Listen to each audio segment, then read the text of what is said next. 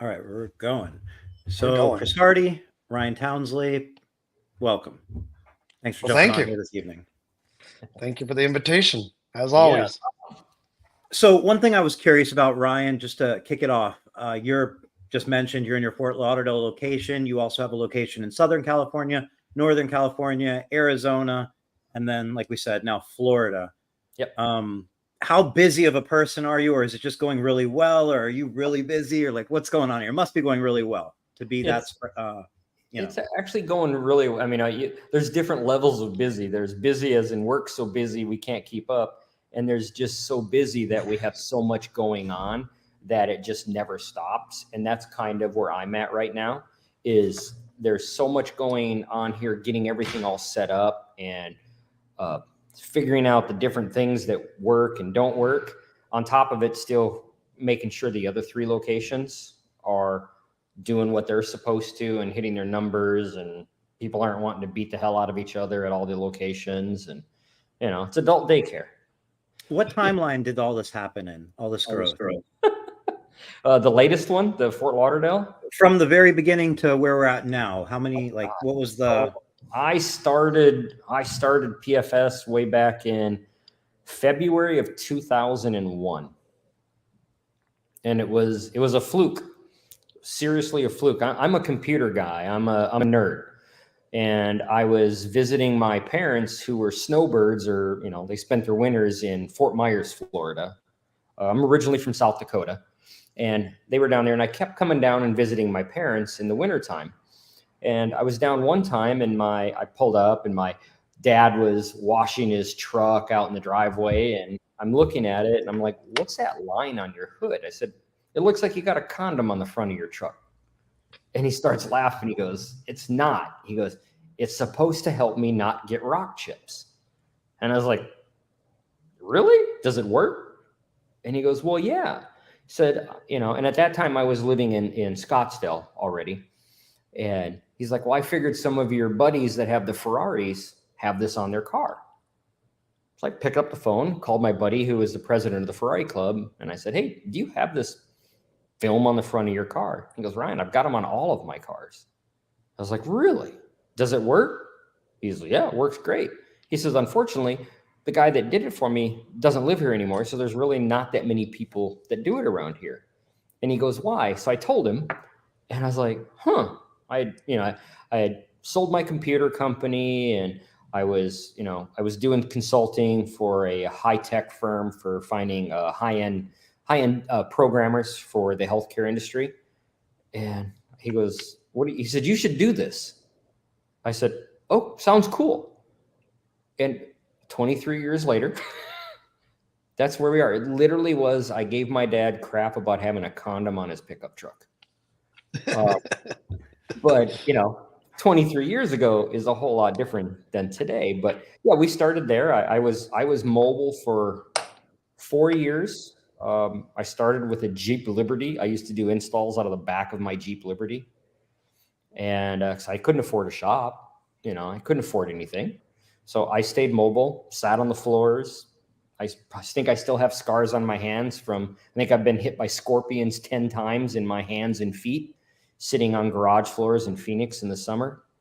So, doing that. And we kind of grew to a size in Arizona after about 8 or 9 years. It was kind of a fishbowl. It had gotten bigger. It had gotten much busier. And I was like, God, I should see of where we can expand. And at the same time, my rep there was joking. He said, you should open up a shop in Southern California. I said, I'm not going to California. That's the granola state. I said, not interested. I said, I'll stay in Arizona. And he goes, I'm telling you, it could be big. So I made a trip out there, and I checked it around, and I'm like, this might work. And we had clients, our summertime in Phoenix is so hot that all of my high-end clientele in the summer had homes in San Diego, Laguna Niguel, Newport Beach, Santa Barbara. So I said, what the hell? Let's give it a shot. And it took off. It actually took off pretty well at the beginning, and then it kind of hit a wall. We were trying to find out where to go. Did I want to go dealerships? Because I was doing a lot of dealership work. I was doing a lot of Lexus, BMW, Porsche dealers. And I'm like, I didn't really want to stay in the dealership circle. I wanted to be more retail like I was in Arizona. So I said, well, let me give retail a shot. So I started looking at that, and one thing led to another. And we started doing some rallies, Gold Rush Rally. I think most people have heard of, especially in the US, they've heard of Gold Rush Rally. We decided to be the sticker sponsor, the graphic sponsor for Gold Rush. And that got us clients because that year that we decided to sign, it was starting in Beverly Hills. So we had a perfect spot to start in. It was close to home. And we did that. And that kind of put us on the map, kind of a little spark for California. Did that, met a lot of friends. We got some work for some high-end cars. And come back and, you know, maybe 3 months later, I'm sitting on the floor at a McLaren dealership in Beverly Hills. And guy comes up behind me and he's like, what are you putting on the car? And I was like, you know, film, I'm on my knees working the bumper and cussing and swearing at it. And he's like, does it work? And I was like, of course it works. You know, I wouldn't be putting it on if it wasn't. I said, you know, it's like a $350,000 car. Of course it's going to work. And he goes, yeah, I have one coming in. And I'm sitting on the ground and I'm like, want to guess who I was talking to? Jay Leno. Oh, wow. I thought when he started talking to me, I was like, God, this sounds really familiar, the voice. But it was like, I was like, oh, Jay, how are you? And he goes, oh, pretty good. He shook my hand and he goes, explain to me what this product is. So I told him. And he goes, yeah, I have a McLaren P1 coming in. I have the very first P1 in North America coming in. Why don't we do it? I was like, okay, sure. You know, thinking, you know, the guy's just being nice to me. And it was about 4 months later, I get a phone call from Jay. And Jay, hey, Ryan, how are you doing? Remember, it's Jay Leno. I was like, nobody forgets who he is. And I was like, oh, is the car coming in? He goes, yeah. And he goes, I have an idea. Instead of me sending the car to you, do you want to be on Jay Leno's garage? And I was like, I would love to, but I can't afford it. I said, I know, you know, your sponsorship. And he goes, afford what? He goes, you don't have to worry about it. He goes, just come on the show, do my car, show what it is. I'll pay you for the work. I don't want anything for free. Just come do your job. He goes, I liked you when I was talking to you, McLaren. He goes, I support small businesses. He goes, you told me you're from the Midwest. He goes, I love the Midwest. He goes, let's see what happens. So car came in and it was me and I think it was 3 or 4 of my installers at that time. We went out to Burbank to Jay Leno's garage, and sure as hell, sitting there was his yellow P1 in the center of his garage, and he had all the film crew all there and all the cameras up. And we just, you know, he doesn't do anything scripted. That's the fun thing about Jay is he's like, all right, let's roll. And we did that and got all done. And he's like, well, what I owe you? And I was like, Jay, I can't take your money. This is just too big of an opportunity. I said, if this really is are you really going to put it up on for everyone to see it? And he goes, absolutely. He says, it'll be up in like 3 weeks. So I said, I'll make you a deal. If it really goes up, then no charge. But if you don't put it up, then you write me a check. He said, I'll make you a deal. I'll write you the check now. That way you don't have to go find me for the money. So he wrote me the check. And I said, just pay me for the film. So we actually agreed on, he said, I'll give you $4,000. I was like, that's fine, whatever. 3 weeks went by and he goes, hey, you might want to watch tonight. And sure as hell, Jay Leno's garage came up featuring PFS, all of my guys having a blast, showing all the little funny things that we were doing. So I called him and I said, hey, what do you want me to do with the check? You want me to send it back or shred it? And he goes, cash it. He goes, you deserve it. So I still have that check framed at my home office. It goes with me whenever, if I move or if I go, I will never, ever, ever cash that check because that really put us on the map. Is when that went out, I forgot how many millions of views it's got right now, but when that aired, within the next month, we had over 50 inquiries from McLaren P1 customers in the US that said, hey, I just saw your video with Jay Leno's garage. Can I send my P1 to you? we had P1s when they started arriving. We had no less than 2 P1s in our shop every single week for 6 months. They were coming from New York, Florida, Orlando, or from Texas. We had them from Minneapolis. We had them from Chicago. They were lined up to get into our shop. And we kept asking them, we're like, I know of installers like, Eddie, the Detailing Dynamics. I was like, send it to Eddie. He goes, nope. If Jay trusts you with your car, I want you to do it. So, I'm not going to turn down money, but that literally, and people started seeing that. And then people were calling saying, well, if you did Jay's cars, you should do my cars. And it just kept steamrolling. And that kept going. And then we decided this was probably maybe a year and a half before COVID hit. We went to the Bay Area. We were over on Fremont side in Audi of Fletcher Jones Audi in Fremont, and went in there. I'm good friends with the CEO of there. So he said, why don't you, open up a small shop inside of my dealership, and it'll get you a kind of a head start running in the Bay Area without the high expense of rent. And I was like, that's a no-brainer. So we did that, going really well. Year later, we kind of outgrew the space. So let's go across the bay. So we went over to San Carlos, moved in with a company called Assimi. Eric, I know you know who Assimi is probably, since you're up around that area. Moved in with there. What happened 6 months later? COVID. And I was in Assimi, and it was not free.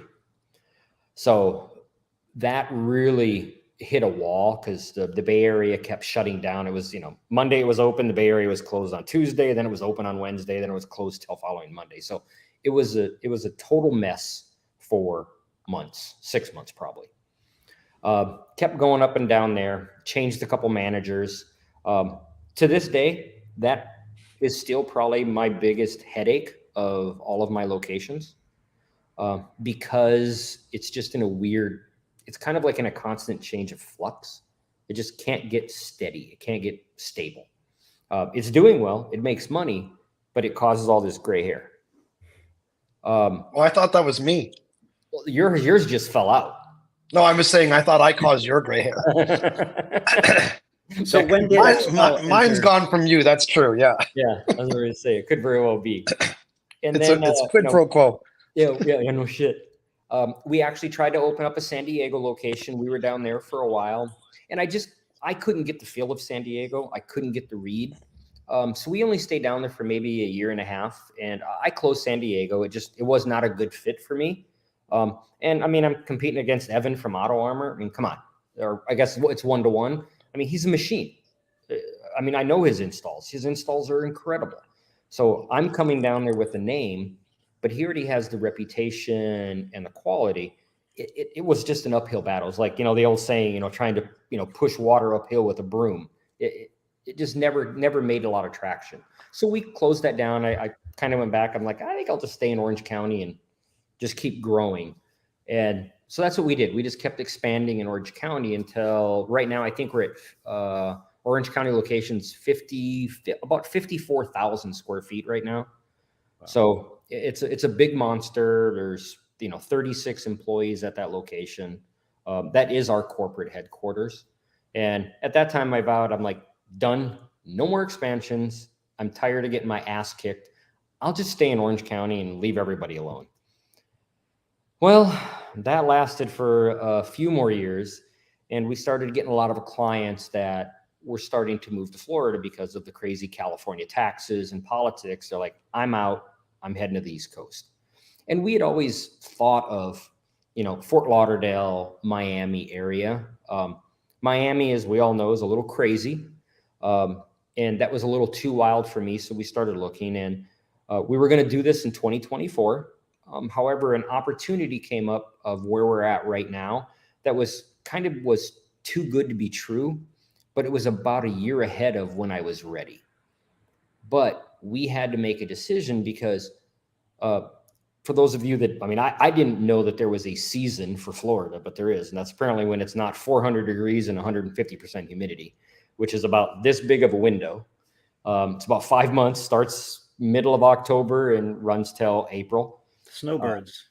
Yep. So they said, you want to be here at the beginning of October. So middle of August 10th, I flew to Fort Lauderdale to go look at the building. October 1st, we opened. So I'm either really smart or the dumbest person on earth. So yeah, we came down here in what they called a turnkey location. Wasn't turnkey.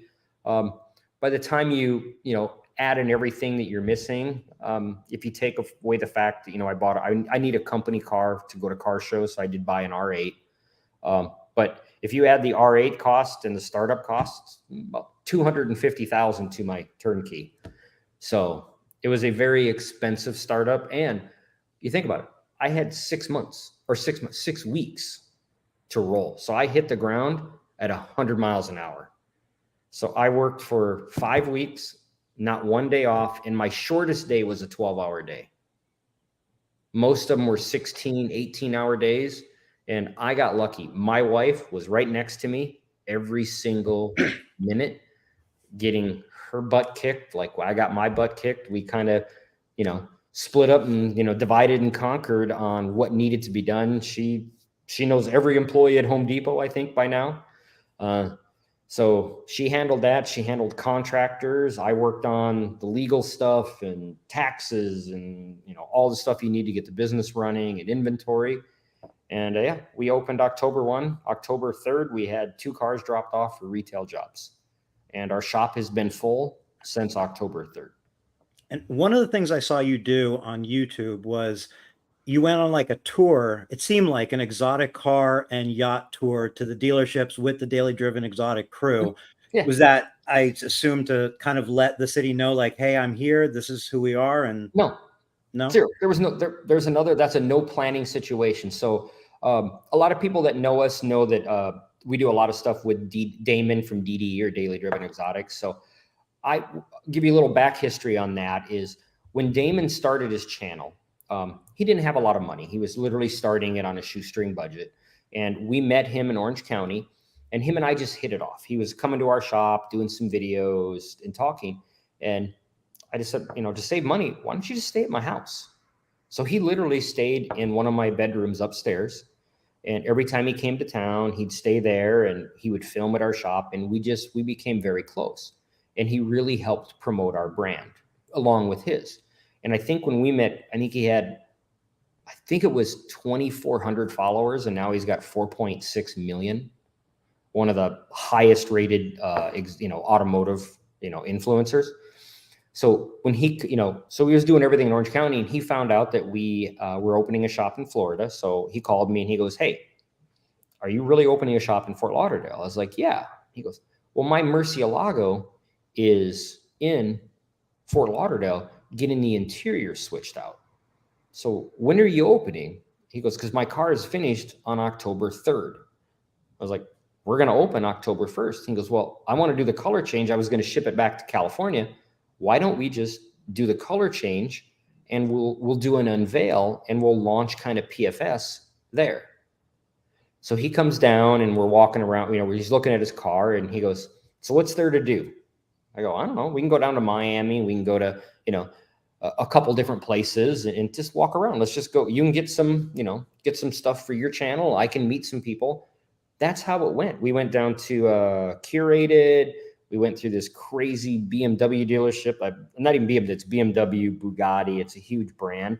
I've never seen a dealership this big in my entire life. It was 5 stories tall, an entire city block. And it's right across from Curated. So we did that. And then, yes, we went and looked at some boats and yachts. So that was literally, we decided that at 9 o'clock in the morning after we looked at his car. And he's like, "Yep, let's make a day out of it." And that's all we did. We just drove around. We had no plans. We had no appointments. We just showed up. So it was just kind of, let's see what happens. We're either going to get some good content or we're going to get told to get the hell out of their building. So when along the timeline did XPEL enter stage? So when I first started, I was using 3M Scotch Guard. Their 3M, I think it was called Scotch Cal back then. It was like stretching a sheet of plywood is the best way to describe it. It just didn't stretch. And I did that for, well, I was already, I'd have to look. I think I had, when I moved to California, I was still 3M because that was my 3M rep that told me that I should come out here.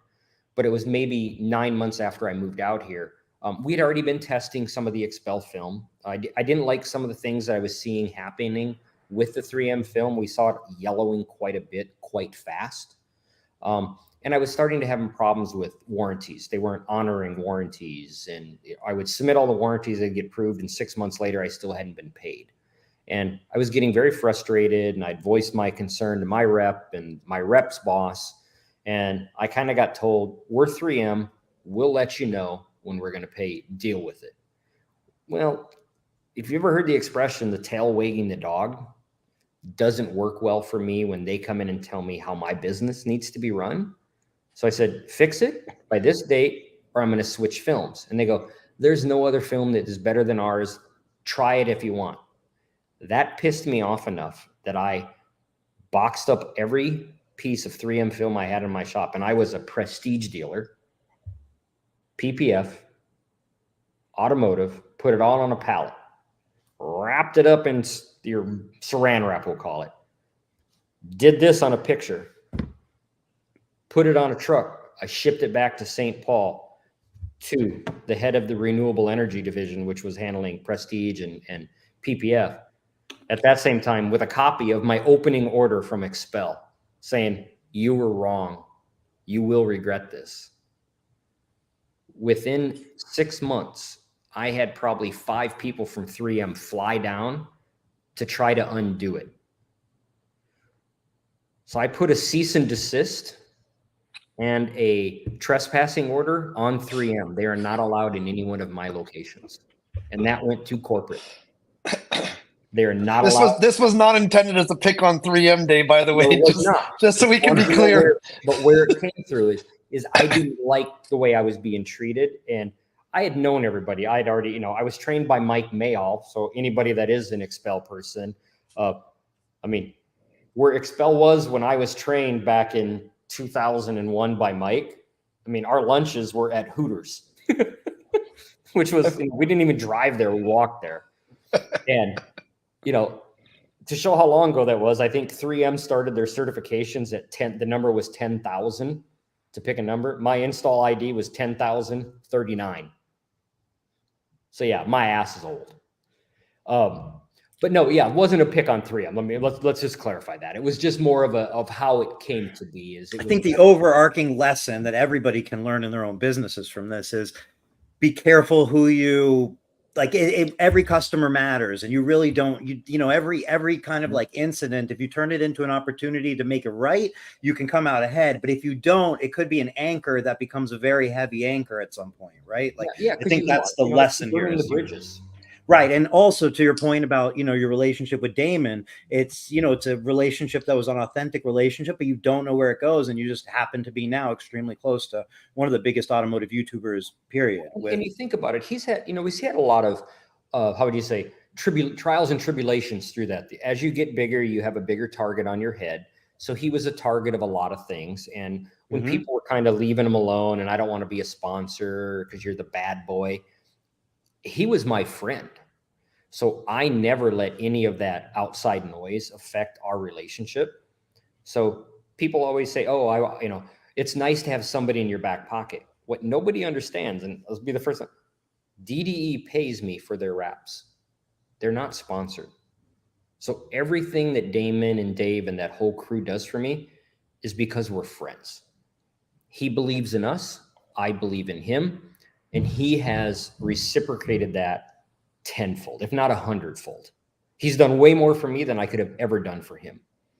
And when we launched Florida, he goes, all right, we need to stay very well connected on this because I need to make sure that you're doing this right. So a lot of the stuff that I've done here has been with the guidance of Damon, like my social media. I'm not a big social media guy.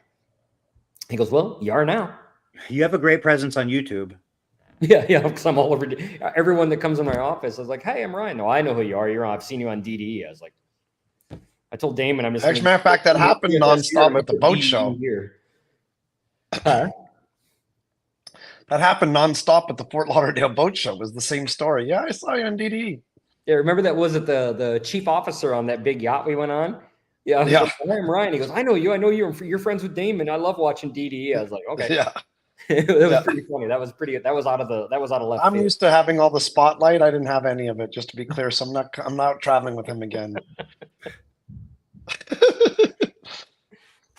So anybody, kind of going back to your Fort Lauderdale location, somebody with aspirations of opening a similar shop, you said you were in it for about 250,000. That's build out and everything that kind of took it to get going, some payroll. Like, tell me, like, what if somebody was trying to come up with a budget to get something like that started? It probably wouldn't be just the 250. It would be 250 plus wiggle room of, what do you think? I mean, to do it the right way, to do it truly the right way. Now, when I say I bought a car, I didn't take a loan out for it. I don't like loans. I don't like debt. So if I buy something, I pay for it. I don't have a loan. So I wanted to buy it. So I went and bought an R8. The R8 was $131,000. I wrote a check for it. So only 120 went for the building, but the building was already remodeled. That it was ready. It was already pre-approved for an XPEL location. So this was already, the walls were already painted. The floors were already done. Most of the lights were in. The electrical had been upgraded, but the guy had actually stopped doing whatever he was doing. So I had to finish it. So he was in it. I think he said just a little over, I think it was 110,000 he had put into the building remodel. So if you take away the car and you add in the building remodel, you're still at around $250,000. Yeah. And this is a 5,000 square foot facility. So it's a little bit of a mind jiggle for me coming from, a mansion, an OC size building to an apartment here.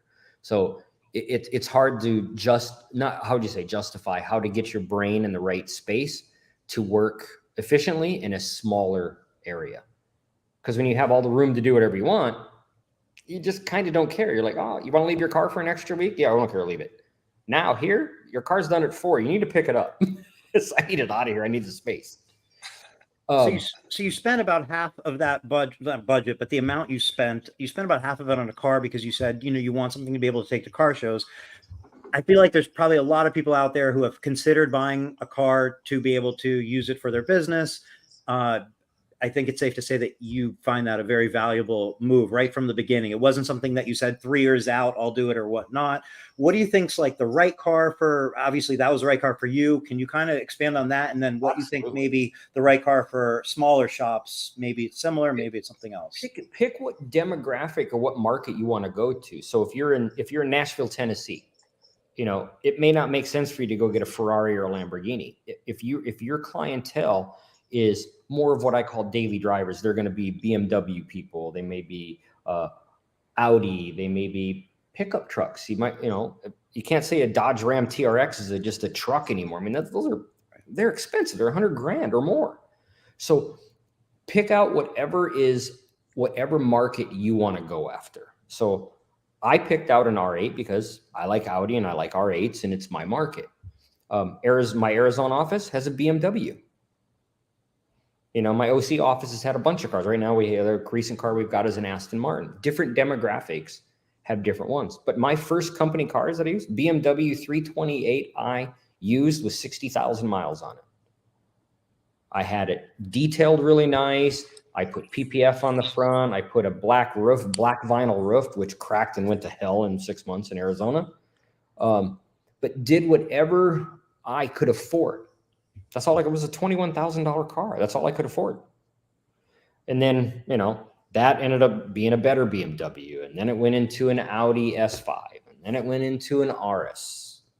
And then as it grew, finally, we were able to get, my first car was a Gen 1 Audi R8. Just too funny that my newest location is a Gen 2 R8. And that was just a coincidence. We actually didn't do that to try to replicate it. That just ended up being kind of oh, wow, I didn't realize that. But yeah, and I'm able to pay for it because, we're bigger, we have the funds for it. But I see shops right now that it frustrates the hell out of me. They're pulling up, they're a brand new shop. They're pulling up in a 488. They got a Rolex on. They got Louis Vuitton bag. They got Louis Vuitton shoes, just like some other guy I know here that's bald wearing a yellow and black shirt. I make fun of him and I call him out. The flash is nice. I like the flash. It's good. But what does it look like at the bottom line? Would your books really support what you're presenting to the public? Most people, when I call them out, and I'll DM them, and I'm like, I'm seeing you pull up in a $500,000 car, and you got a $50,000 Rolex, and you got probably $20,000 in Louis Vuitton. I would love to see your P&L. And they're like, it's a fake Rolex, it's a fake Louis, and that was my buddy's Ferrari. That part is not true for me. Let's be very clear. That's not true. So Tim Ham will make fun of me because I have a fake Louis Vuitton AirPod case, but that's only because they don't make a real one. It's because they don't make a real one. That's right. Yeah. So that's what I always tell people is buy what's within your budget. You can do you can do the same thing that I do with the R8 with a used BMW 3 Series or a used Audi or you can set up a really nice Honda. The new Hondas that are out are freaking incredible. Go after what your demographic. Don't try to do the old keeping up with the Joneses. That guy's got a McLaren. I need to have a McLaren. You're gonna go bankrupt. Do whatever you can be. Stay within your means. You don't have to be the big flashy showy guy. For one, it can turn off your clients. For one, they can think, oh, well, hey, you're driving a Ferrari. I'm paying way too much. Okay. We didn't get to that level of car until we were established enough that, people come into our shop and see a beautiful shop. Now they expect to see a nice company car. If you're mobile or you just started up and you pull up in a Ferrari, you're going to get some weird looks. So worry about you. Don't worry about anybody else. That's the best way to do it. Don't be stupid with your money because it'll go away really fast. And then to deploy that car and turn that car into, new business for you, car shows, talk to people is important, being outgoing, right? Because it's not about just obviously having the car and people saying nice car. You have to be proactive with it. It's a tool. We use that. So people ask, how much do you spend on marketing a year? I was like, I don't really market, but I do. Our vehicles that we take to car shows is our form of marketing. So we'll do, like on this one, we'll just use this one for example. We put it's beautiful, that beautiful metallic gray. So we wrapped it in XPEL Stealth. We did XPEL Gloss PPF on the roof, the mirrors, the side blades, some other accent pieces. We added some Vorsteiner carbon fiber arrow to it, big wing, rear diffuser, front splitter, and did window tint and added ceramic coating. So that presented my entire encyclopedia of everything I had. PPF, window tint, ceramic coating. Even though it's PPF, people think it's vinyl on the roof. So we say, yeah, it's vinyl, whatever. But now when we go to a show or if we were at a marine function, a yacht function, and they were nice enough to let me bring my R8 into a boat show to show our products. Had nothing to do with the marine industry. But you know what it did? Do you know how many people came over to our booth to look at the car, ask if they can see inside, and if I can start it? It's exactly what they were doing. Crazy amount of leads I got. And then they looked at it and they go, so what is it you do? And we tell them. They're like, oh my God, can I put this on my boat? So my car goes everywhere. Every car that I have has my logos on it. Mine has a QR code. It has our PFS logo. It has the XPEL logo and has Vorsteiner on it, just because I'm very good friends with Vorsteiner. That's it. I don't even have my phone number. You have to QR code it. I didn't bother to put my phone number on. I didn't care. So I use it everywhere. My wife actually got a customer when she stopped at Publix grocery store the other day, wanted her windows tinted. We're tinting the car tomorrow. And she stopped to pick up a gallon of milk because the Tesla wrapped in blue, the lady liked it, walked over to the car and she goes, what is this? So look, at the Tesla is not my show car. That's our commuter, but we wrapped it. got window tint, it's got ceramic coating, it's got Vorsteiner wheels, a Vorsteiner spoiler. Everything needs to be talking. My Audi Q8, same thing. It's got clear bra, ceramic coating, window tint, everything. It's just every vehicle I have is my logo on it. For all of you that have seen me, have you anybody ever seen me without wearing a shirt that has a PFS logo on it? Probably not. Chris, can you remember the last time you saw me without a logo on my shirt? I actually don't know that I ever have. Exactly. Almost all of I don't my even know if I have even a dealer conference. Nope, always. 90% of my clothes in my closet has my logo on it. And there's a reason behind that. And everybody needs to do this. Why would you wear another company's brand, be it Nike, Reebok, whatever you want? Why am I already paid for their shirt way more than we should have. Now you have your logo. I'm representing you. Okay. I thought of that a long time ago and I'm like, this is stupid. I'm going to put my own logo on a shirt. For one, now I'm writing that shirt off. It's got my company logo on it. And you can get nice shirts and have them embroidered. It's 100% write-off. So now we do it. My wife has now started to get into it. She buys the women's cut that are tailored nice. And now I don't think since we've used the Florida, I think she's been in PFS gear the entire time because she gets it.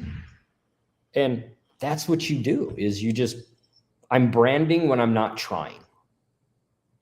I go out to dinner, I wear a shirt. It may not have the PFS logo here, but it'll have it on the sleeve. And waiters, waitresses, GMs will be like, oh, I know, I've heard of PFS. Aren't you guys the clear bra company? Yep. It's a conversation starter. So I'm always marketing 100%. One of the biggest problems shops have is hiring / training. And that could be for I think that, reaches out over installation as well as even admin. You're in a new city. You've been in new cities before, and you're currently in a new city. How did you go about hiring, and what do you think shops that are unsuccessful are most likely doing wrong? They treated their employees wrong. They treated them badly. They treated them like they didn't care, and they treated them like they owned them. So when I knew that we were officially going to come here, with me being in the industry long enough, I just started reaching out to people that knew people. I said, hey, do you know anybody in the Fort Lauderdale or Miami area that might want to do everything that we're doing, PPFs, paint corrections, everything? And they're like, yeah, I know this really good guy. He works over there. And I'm like, is he happy there? And he's like, no, he hates his job. He loves what he does and he's a good installer. But the company that he works for doesn't really care about his quality. And they just like, are you done yet? Hurry up. Let's go. Let's go. Let's go. And it drives him crazy. So I reached out to him. I said, hey, I'm Ryan with PFS. He goes, yep, I already heard you're in town. He said, I'd love to come apply for a job. Well, my job interview, no matter what it's for, if it's administrative, yeah, then we want to, how long have you been doing, how long have you been doing bookkeeping and all that? But for installers, my interview is very quick. One, can you pass a background check? If you can't, we stop here. Yes, you can pass our background. Great. I need you to throw some film on a car. Grab a polisher. Because talk is cheap. Show me. This one installer is now my full-time employee here doing PPF. He's the one, if you saw the first car in our shop, was a Lamborghini Aventador Ultimate. That was him. That car has now led to 10 other cars. And he came to us because he wasn't treated well. He was being paid well, don't get me wrong. I didn't pay him any more than where he was at. But we let him make a difference. What did you want? What did they not let you do there? And I said, well, we already do this. We already do. Okay, you're asking that. We already have that. Oh, you want paid time off? We have that. Oh, you want sick days? We have that. You want health care? We have that.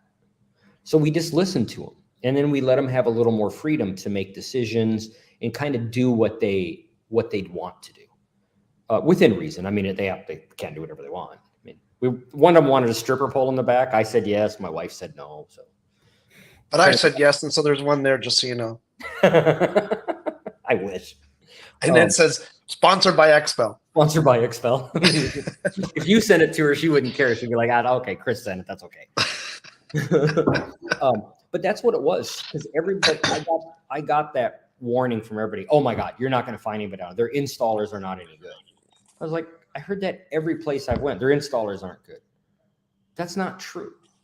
If they're good installers, they're treated like crap and don't feel like they bring any net worth to the business. I mean, we've all had that one job where you're like, is it 5 yet? Oh my God, Sunday, tomorrow I go back to work. I mean, it's what, 8:40 at night. I'm still here. I was here at 7:30 this morning. I'm okay with that. I love it. I still look forward to coming to work. And that's what I want my team. I don't know if you heard the car starting in the back. My guys are here. If you saw on our Instagram, we're doing a really crazy wrap on an Audi RS6 that's being unveiled this week. We're finishing the final touches on it tonight. It leaves to go get some more work, comes back to us on Saturday to ceramic coat it, and it gets unveiled at the big car show at Dania Point here in Fort Lauderdale on Sunday. I didn't ask them to stay late. They did this a 5-day project in 3 days because they wanted it done sooner. Here's the important question. What ceramic coating are you putting on it? Just something I bought off Amazon. Okay. It was $35, baby. It was cheap. It's a DIY spray. It's a DIY spray. It's so nice. It's actually out of Walmart, but we won't tell anybody that. We won't tell. No, it's rebranded Walmart. Right. No, it is the XPEL Fusion ceramic coating, and I'm sure some of the people out there that have bought some of my ceramic coating that I used to sell are kind of going, "What the hell do you mean used to sell?" Dude, are you putting that out there right now? Yeah. Oh wow. Yeah. Okay, I need somebody to understand this before you get started. This was not anticipated. Hey, Ryan Pate, before you say something to me later, this was not anticipated. Go ahead. To my wife, I said her. She goes, "You know, oh, wow. I said, "Well, I think kind of everybody needs to know that I'm not doing glons anymore." And she's like, "Seriously?" I was like, "Yeah." So I'll back that up with what that meant is, Chris, since we're you're up here, I'm at least going to tell them the history of glons. To where, well, listen, go for it. You're just literally catching me off guard, and I'm worried that Ryan Pate's going to read me the riot act tomorrow. But go ahead. So for some of you in the industry that knew is, I used to be, when Ceramic Pro first came out, I was very involved with Ceramic Pro, and I liked it. I really did like the product, and it just started taking a direction. See you later. Take it easy. It started going in a direction that I didn't really like it going. So I'm like, you know what? Maybe I'll just make my own. So we started checking around with some companies, and we found a really good company out of Germany that basically invented the ceramic coating world. They've been doing it. They're the ones that coat these big ocean-going tankers. They coat these so that they don't rust. That's what they do. So I told them what I was doing, and they're like, this is going to cost like $1 million just to come up with a formula. So I said, check out my site. Here's who we are. This is what we do. The next day, the CEO calls me back. He goes, I love Jay Leno. Let's do something. I was like, well, for one, you lost me at $1 million. I'm not spending $1 million. He goes, we have a coating that we can modify. It's still going to cost some money, but we're going to have to take about a year to a year and a half, spend some money, do some R&D. So we went through all of that, got it to the point where it's a product called glons, or sorry, for all of you who speak German, it's glons. I get yelled at all the time. But glons, which means glossy or shiny in German. So we came out with that, and we started using it, and I love the product. It was very good. And as it kept going, we started getting more and more people saying, hey, what are you using? And more people were buying our product. And as we got busier and busier, and film started changing, and we started noticing that, films are getting different. Like XPEL has their new Fusion infused, or the Fusion PPF, and they got their new Ultimate Plus, and Suntech has their new one, and 3M has their new one. So now I was like, I wonder if my coating is good on all these films. I tested it on XPEL's. I didn't test it on anybody else's because guess what? I originally made it for guess who? Me. I didn't want to buy it from anyone else. I didn't give two shits if it worked for anybody. It worked for me. I loved it. And as we started to go through things, and, you know, Chris, you and I had talked about it before of, you know, hey, you know, like Ryan, really would love you to use Fusion with our film and you really need to use it. And what did I tell you? I'm not using it. Right. I'm not using Straight it. up. Straight up. I'm not using it. I'm just not going to do it. You can't make me. And then my buddy Cougar's having flashbacks right now. Yeah. And that's exactly what happened is he kept asking me, he's like, come on, give it a shot. And I was like, nope, don't want it. Don't care. And No. It's worse than that. He said, no, your stuff is shit. It was shit. It was shit. No, your stuff is shit. You guys are a PPF company. You don't know what you're talking about. Glance is way better. I said, I've already been swearing, but I mean, does it matter if I swear? I probably should have asked. No, podcast. The exact words were stay in your fucking lane. Yes, those were the fucking words. That was it. Stay in your fucking lane. Yes. But you finally called me and you're like, listen, I'm sending you a bottle. No. You did. Yes, you did. That's not what happened. I thought that's how that went down. No, that was close. But where was I? I was in your office. Yeah, in Santa Ana. And we FaceTime videoed. Oh, with Eddie from Detailing Dynamics. That's right. When he had it, he put it over his stealth wrapped Mercedes. Correct. That's right. Oh shit, that was right. Correct. That's right. Yeah, because I was giving Eddie, and because you called Eddie, and you're like, Ryan, Eddie, tell Ryan the stuff's good. Eddie's like, no, we were just talking. Well, look, guys, he's getting the story wrong. I'm taking over. Go ahead, take it. So I'm in his fucking 6,000 square foot monstrous office upstairs. It has good. And I'm having a candid conversation with them, and I'm like, look, brother, you know how much I love you, but the problem is that you're knowingly putting the coating on top of our film. I'm watching you tag it. It's creating a lot of heartache for me around the world because we know that it's voiding the warranty. We don't know that Glans will genuinely have an impact with the film. What we know is that in order for us to test Glans, we have to actually test every other product on the market. And we have to test it every single time you reformulate it. And you'd have to tell us every time you reformulate it for us to do the test. And we have to test it for all world markets. And that's extremely expensive. So we're not willing to do that, especially because right now there's like 200-300 brands of coatings and there's more and more videos. Man, I just left SEMA and I don't even know if that number is even remotely close to accurate anymore. Maybe it's way more. So, but Eddie and Ryan are really good friends. And of course, everybody knows that Eddie and I are really good friends too. And I said, man, I haven't talked to Eddie in a while. Let's see if he'll pick up. We FaceTime Eddie. I'm holding the phone out. Yo, look at your boy. We're having some fun. And he goes, oh, Chris, I got to show you something. Ryan, check this out. That's right. So he walks outside. Man, this couldn't have been scripted better in a movie. I'm telling you that, like for my benefit or my purpose. So he walks outside, and Eddie's got a beautiful blue Mercedes-Benz, which he's got fully stealth wrapped. Mm-hmm. And he walks up to the hood of the car, and it just rained, according to him, like 20 minutes earlier. Yeah. And it's like he's blowing out the candles. He goes, watch this. And he goes, and we watch the water go off the hood of the car. And both Ryan and I were like, wow, that was really cool. But like, did you just ceramic coat it like yesterday? And if you guys know Eddie and you've been to his shop is pretty big too. He's got multiple buildings. He's got 3 buildings, I think maybe even 4 now. And he has no space for his own car in any of them. So his car sits outside all day, every day in the New York sort of area. And then when he goes home, it doesn't have a garage or a port. It sits outside. So both Ryan and I are thinking he's full of shit and that literally the car has just been coated. And he's swearing up and down that he coated the car about 2 years before. He had a pre-launch version of our stealth coating, just so we're clear about this. And I'm like, dude, come on. Like, you at least boosted it yesterday. And Ryan's like, what'd you boost it with? And he's like, guys, like, my guys wash the car if I'm lucky. Remember, I'm the owner. I'm the last person on the docket, blah, blah, blah, blah, blah.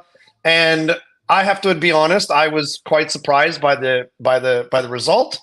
So then Ryan says to me, okay, I'll finally give it a real shot. Send me one of everything. Right. So I went in and ordered 2 of everything because I knew that there was a good chance he wouldn't even open a bottle on me.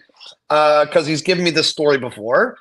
And he calls me about a week later and he says, you're going to want to hear this. And he puts me on speakerphone and he says to his 2 employees that were upstairs, go ahead and repeat what you just said to me.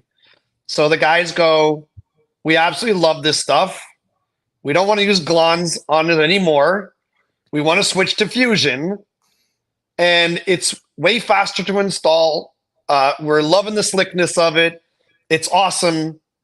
And Ryan is kind of like eating crow verbally over the phone with me. I ate a whole big bowl of shit is what I ate. Yeah, that's probably better words.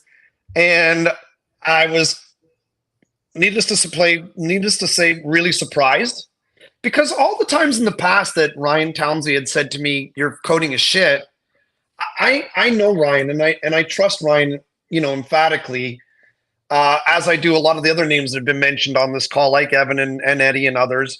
And I really genuinely thought that Ryan had probably given it a good shot, and I came to a realization a number of days later about where I made a massive mistake. And actually, I'm going to go through a little exercise, Eric, because you know what the mistake was? I didn't find out how to, because it installs. Stop! You're gonna give this away. Stop. All right. So I'm going to ask Eric some questions. Eric, you're on the spot. You owned your own shop. Let's do it. So paint protection film, let's say that I come to you and I have zero, and I mean literally zero install experience with PPF, but I want you to train me on how to do a full Corvette from front to back with no other involvement from anybody else. How long would it take you in your old shops before you sold to train me to full competency? What would you say would be a reasonable timeline to train me to the ability from day one to being able to, like, here's a Corvette, see you later. I don't need to check it even. You're going to give it to the customer and it's going to be perfect workmanship. What would you say the timeline looks like? So I'm not going to answer it as cleanly as you might expect, but in my experience, we hired experienced installers. And then I did have one admin person that had zero installation experience. We sent them off to our manufacturer's training outside of our shop, came back a week later and could do Tesla Model 3s. So it was full week, right? And it was a Model 3, which is okay. Let's go to Ryan. Ryan, how long on a Corvette? Not a Pagani, but a Corvette. God, probably 3 times longer than Eric. Yeah, like I think the average person typically tells me around 6 months. That's pretty average for somebody to say, hey, to be able to install the front bumper, install the back bumper in order to be able to install the 3/4, the quarter panels, wrap all the edges and make it like as good as it needs to be for a Corvette owner. Let's keep in mind what we're talking about. A Corvette owner to pay for the job and leave satisfied. Now, if I go back and I say, I want you to be able to tint a Tesla Model X, including the front windshield, on your own, or a Model 3, including the back window one piece on your own, beautiful deliverable work with no involvement, no oversight, no nothing, what's the average timeline? The average shop owner will tell me between 3 and 6 months again. But here's where that gets really interesting. If I said to Ryan, I know how to do paint correction. As a matter of fact, I can do Concours d'Elegance quality and paint correction. Train me on Glons to be able to do a full body install on your Glons. How long would it take you to train me? To go from Glons to Fusion? Just Glons. No. Oh. Just train me to do ceramic coating, no experience, but full paint correction experience. I just need you to be able to train me to do a full body ceramic coating on that same Corvette. To do it right, I mean, to learn all the ins and outs, I would say probably 3 months to feel comfortable. Okay. And average coating, like to be able to install a coating, most shops are going to tell you 1 day. Yeah. To learn how to just do coating, not corrections. No correction. I misunderstood you. I'm sorry. Yes. No, yes. I already know how to do paint correction inside out. I just need you to train me just on the ceramic coating. It shouldn't take that long. I mean, honestly, 30 days, if that. Okay. But when I say that, that's putting you on a car and you're going to know how to get rid of a high spot. And you're going to know how to get rid of this. Okay. Fine. So some extra nuances to go with it. Perfect. All good with it. But here's the problem. Now, if I go back to you and I say, Ryan, I'm currently installing XPEL. train me on how to install SunTech, film, PPF. You don't even need to verbally be involved with me. You're going to go, here's the film, figure out your own slip solution variants, figure out your own heat locking edges, and there's no verbal communication required. Mhm. You're going to be expecting me to install the film. If I've been installing XPEL for 5 years, can do a Pagani Huayra Roadster, no problem, my own. That change is easy. If I take you from XPEL to say Formula One window film or 3M window film, no problem. Like, you're just be a little more aware of the scratch coating, maybe a little bit more aware of whether or not it's going to crease or not, et cetera, et cetera. But at the end of the day, there's no involvement. The biggest mistake that Chris Hardy will openly say on this show right now is, I knew the length that it took to train somebody to do PPF. Dave and I went through it many, many, many times. I knew what it took to train him on tint. And then to train him to do coating, it never took us more than a couple of days. Now, I'm not including like go back and fixing your high spot or something like that. I'm talking about just installation. Like, that's it. And yet I didn't contemplate the switch problem. When I switched somebody from any coating to XPEL's Fusion Plus, I didn't realize that is the one that absolutely 100% of the time needs involvement in talking you through the transition of the change. Mhm. And you had all these people online that were saying, wow, Fusion Plus not as good as mine. It doesn't, it doesn't beat after a couple of months. It's failing. It's this, it's that. And I went back and realized, no, it's not the coating. Because look, there's a lot of amazing coating on the market, and there's a lot of shit coating too. But I'm talking about good brands: Jeep Technic, Opticoat, Modesta, Ceramic Pro, System X. Really glons, really good, really genuinely good coatings. They all are genuinely really good. Anybody that thinks that they're not fantastic at a 9H level, and obviously most of them are hydrophobic, and things of that nature, it's just not accurate. But what's really accurate is that if I don't literally train you myself on how to use Fusion, your first experience with it is complete and utter failure. Mhm. And that is genuinely what kept happening to us. And so, I look at Tion at AP3. He is our coating dealer of the year, spends over $100,000 a year, switched from Ceramic Pro. And the reason why he was very successful from the get-go is because we sent out an outbound trainer to him to help with the transition. When Tim Ham wanted all his guys to transition, we did the same thing.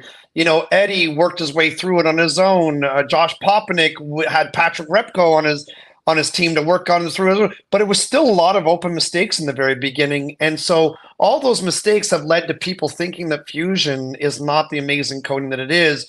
And this was true for Ryan Tounsley, no different than it was for so many others. And so, for me, to all those people that were out there that we just said, hey, you're already certified in this other coating, no problem, run off to the races, it'll be great. Hey, do me a favor, change your flash time down to this instead. But we didn't talk about picking up your speed of application. We didn't talk about how much liquid you need to apply in comparison. We didn't talk about 2 square feet and no more than that at a time.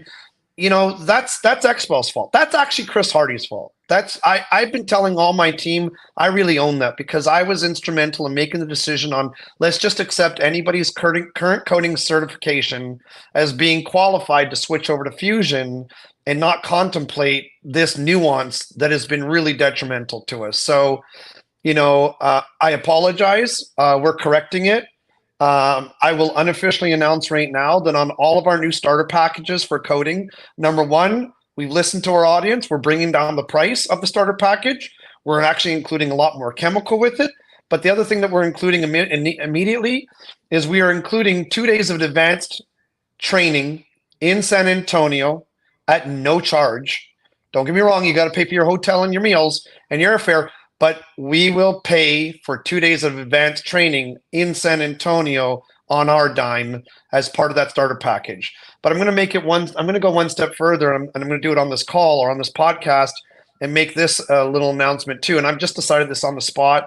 And you know what? Thankfully, now being the senior director of sales, I get to make calls like this and not have to answer to a whole bunch of people above me afterwards.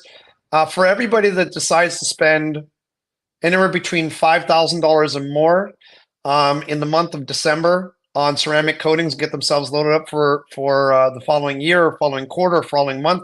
In AP3's case, that wouldn't even last a week. I will do the same thing. I will offer 2 days of advanced training in San Antonio on our expense, on my bill. I'll charge it to my cost under 201, just to also help out. And like, again, you know, I owe a lot of gratitude to the people who pointed out some of our shortfalls.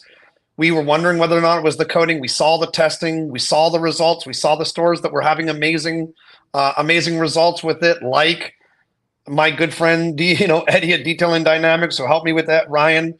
Obviously, like Tion, like, man, I mean, the list can go on and on and on. All American with Brett and Tiff and, Ray Van Dexter and of course, Buffalo Car Care, and now, and excuse me, I still lost my voice at SEMA.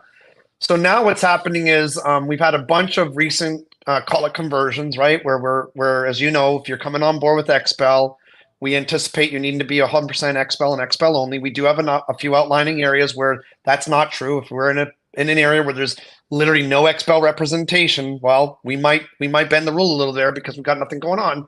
But for the most part, 99% of the time, that's not true. We have started including that outbound training as part of it. So Corey Cobb has been super busy. He's booked all the way to the middle of January already. But, I'm just really excited to recognize the mistake that we had made and to understand that what we need to do to correct it. So, Ryan, you caught me completely off guard. I didn't think you were announcing the end of Glons on this call. And that's part of what I wanted was when I said the stuff was shit, is because we were doing it the same way that we did our Glons. And right. It's got a different flash time. It needs a different temperature. It was different. So my guys are like, oh, it doesn't work. Well, we were doing it the way we were doing our formula.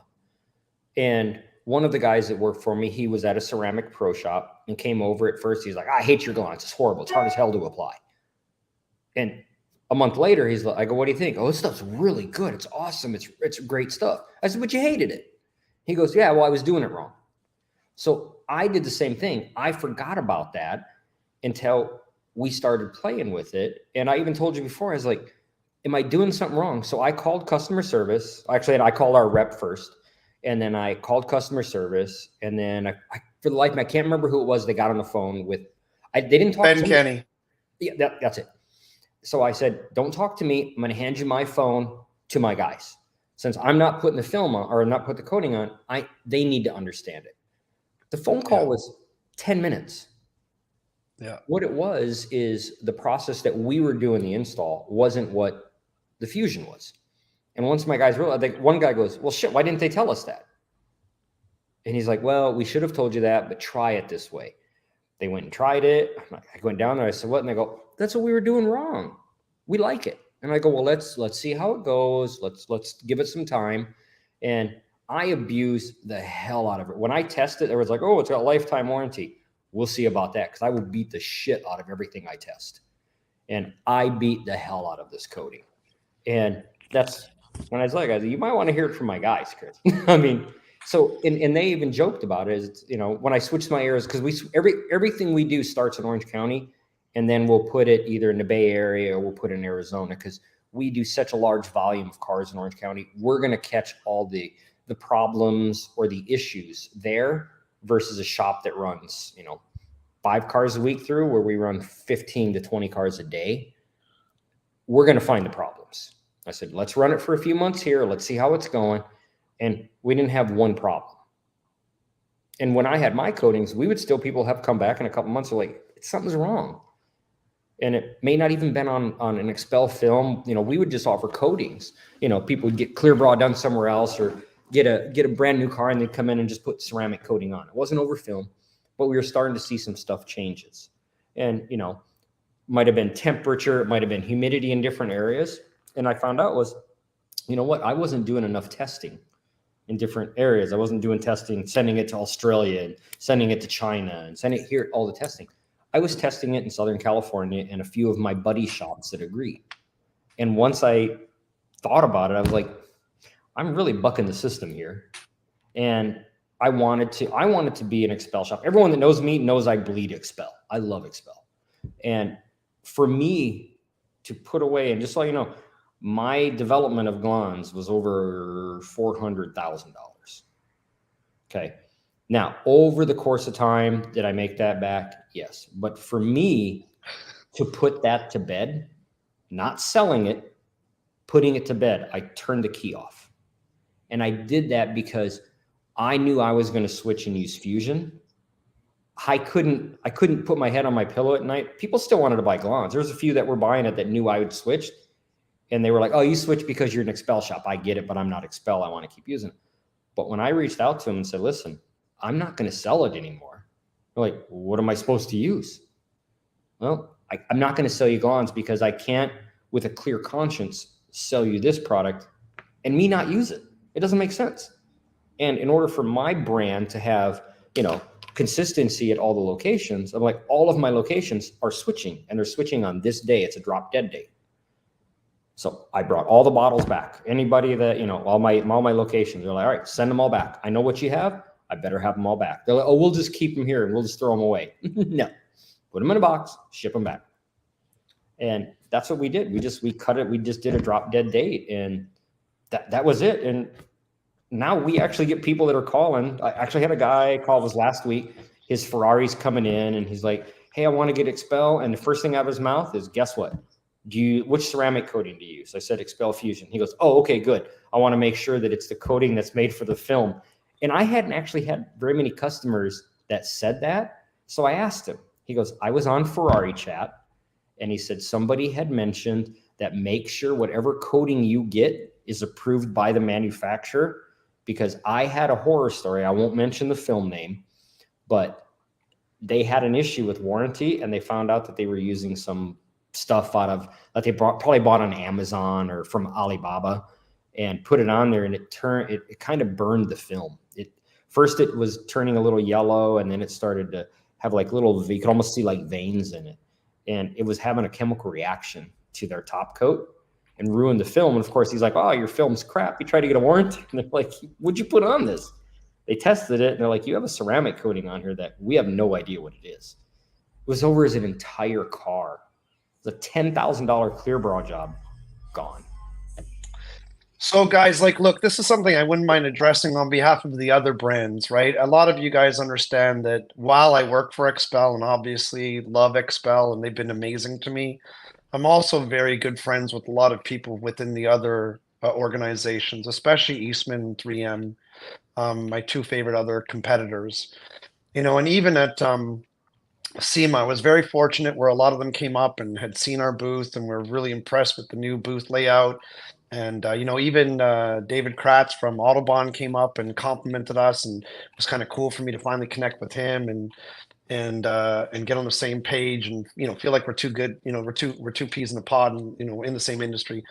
The yellowing of film and the pitting of film and stuff like that, you guys need to stop blaming the film manufacturer. Every single one of us is seeing this issue. And what you need to understand is that coatings are developed for the purpose of selling the coating, typically from a coating brand. No, nothing wrong with that. But when you're talking about going on top of film, film is top coated. And the reason why film is top coated is because that is what is the self-healing component, and that is the part that stops the yellowing. And if the pH is completely out of whack, especially if it's really high on the pH level, it will definitely at some point either pit or eat that top coat away. And then you see the film turn yellow. And then the very first thing you want to do is blame the brand. And I'm like, you know what? I don't care if it's Eastman, 3M, Steck, Kavaka. I don't care. Premium Shield. Oh, well, that's not defunct now. Whatever it is. It's not the film's fault. It is the chemical that they put on top of it. Look, if I went and poured battery acid on top of my film, it's going to eat that film away. And for you to blame the film manufacturer for that is ridiculous. So, there's a reason why I love single sourcing and branding. This is just another reason that goes with it. And, look, 3M has brought out their own coating. In Steck's case, they don't have it, but they don't need it. They've got a coated infused film. Same with Eastman, they've got a coating infused film. Same with obviously Kavaka, it's coating infused film. Not that necessarily customers don't want ceramic coating over and above that or on top of that at some point in time, especially later on down the road. But at the end of the day, for those of you that are sitting there saying, I'm seeing problems from my film manufacturer and they should cover this, shame on you for even recommending that. That's not fair to any of them. And I don't care what brand of film it is. All of us need to understand that that's not a film failure. That is an install issue with regards to what was put on top. Wow. So I'm so caught off guard by this. I've seen people complain of, the film's coating's horrible. I laid my yellow towel on it. Now it's got a yellow stain. I'm like, it's a dye transfer, you dumbass. It's not a film. And we get that all the time. I'm like, yeah, my daughter did this and left a towel on there. Now I got a bluish or a yellow spot on there. It's like, because you need a warranty. And I was like, you need to go beat your daughter's ass. This call was so fun, Tounsley. I'm going to do some. I'm getting messages in the background from my team and stuff like that. Hey, Eric, what do you think? Like, is it like crazy to do like a last second promotion on here? Never I realize we have time, but what do you think? Would it be offensive? Would it be offensive and seem like too much like a sales pitch? Everyone appreciates a deal. So do I get something for free? I want to know that first. Well, listen, for this one, I'm going to send you a case of coating. How's that sound? This is free. I'm good. I don't care. Yeah. Listen, Townsley's not shy about asking for stuff. Let's be clear about this. He's been a great partner. I'm going to do something really. All right, screw it. So North America, guys, I need you to be super clear. I know there's people listening to this podcast in England and stuff like that. I don't oversee that. So please don't get me in trouble and say Chris said. But North America specifically is in my prevalence. So I'm going to use the promo code Tint Wiz, and what we're going to do is we're going to provide a extra 20% discount to any coating package of 12 bottles or more from now till the end of this month. I'm so glad I didn't place that order this morning. Hey, you don't qualify. By the way, there's lots of disclaimers. Billy Ellis at Tintology, you're not spending $100,000 in coating tomorrow. Don't even bother. Billy, do it. Just bring it down to me. Billy, I really wanted Billy on this call too, and he'd reached out to me the other day, and I was like, man, what a sick call to have both you and Townsley on. But I'm like, look, the reality is that I haven't had Townsley on ever before with me, and I was worried that we would occupy so much of the time that we'd end up with 3-hour call, especially because Billy, of course, and us, get along so well, and he's single sourcing as well. So he'll talk all of our ears off, including me, even though, of course, I can out-talk him any day of the week. But Billy really wants to do a podcast with you also, Eric. So at some point we need to line that up. But of course, what I'm always worried about is that your podcast termed the XPEL podcast. But hey, listen, let's talk. I think we should address SEMA for a bit. What do you think? Absolutely. I don't know. I wasn't there. I had to work. Yeah, so you really lost out. Thank you for the comment, by the way, after the first video went live. That was cool. SEMA this year, 2023, hats off to all the manufacturers. Everybody brought their A game. I saw more hypercars than I've ever seen before in my life. Of course, that's just a daily thing for Mr. Townsley and his Orange County thing. But, Ceramic Pro, Flexi Shield, G-Technic, System X, Eastman, everybody. Man, I was shocked at how many hypercars there were this year, and everybody put on a really good show. This was the busiest year I've ever seen in my life. We had a really big shift in our display this year. Rather than being a more static display as we're used to, our good friend Danny Durkin, which is one of our marketing team members, had come up with a concept years ago of doing literally what looked like a house. I remember back when we were at the other head office, I'm walking past his office, and he was sharing an office with 3 other marketing people. And on the corner of his desk was this layout. And I was looking and I go, what is that? Is that some new home that you're doing? He's got what looks like a Frank Lloyd Wright house now. And I was wondering if he was getting involved in some new project. He goes, no, this is my idea of what a SEMA booth should look like. And I'm like, wow, that's crazy. That's sick. That's really cool. And this was right after COVID had started. And of course, all of us were really apprehensive. about how much should we be spending, and would COVID even prohibit SEMA from happening?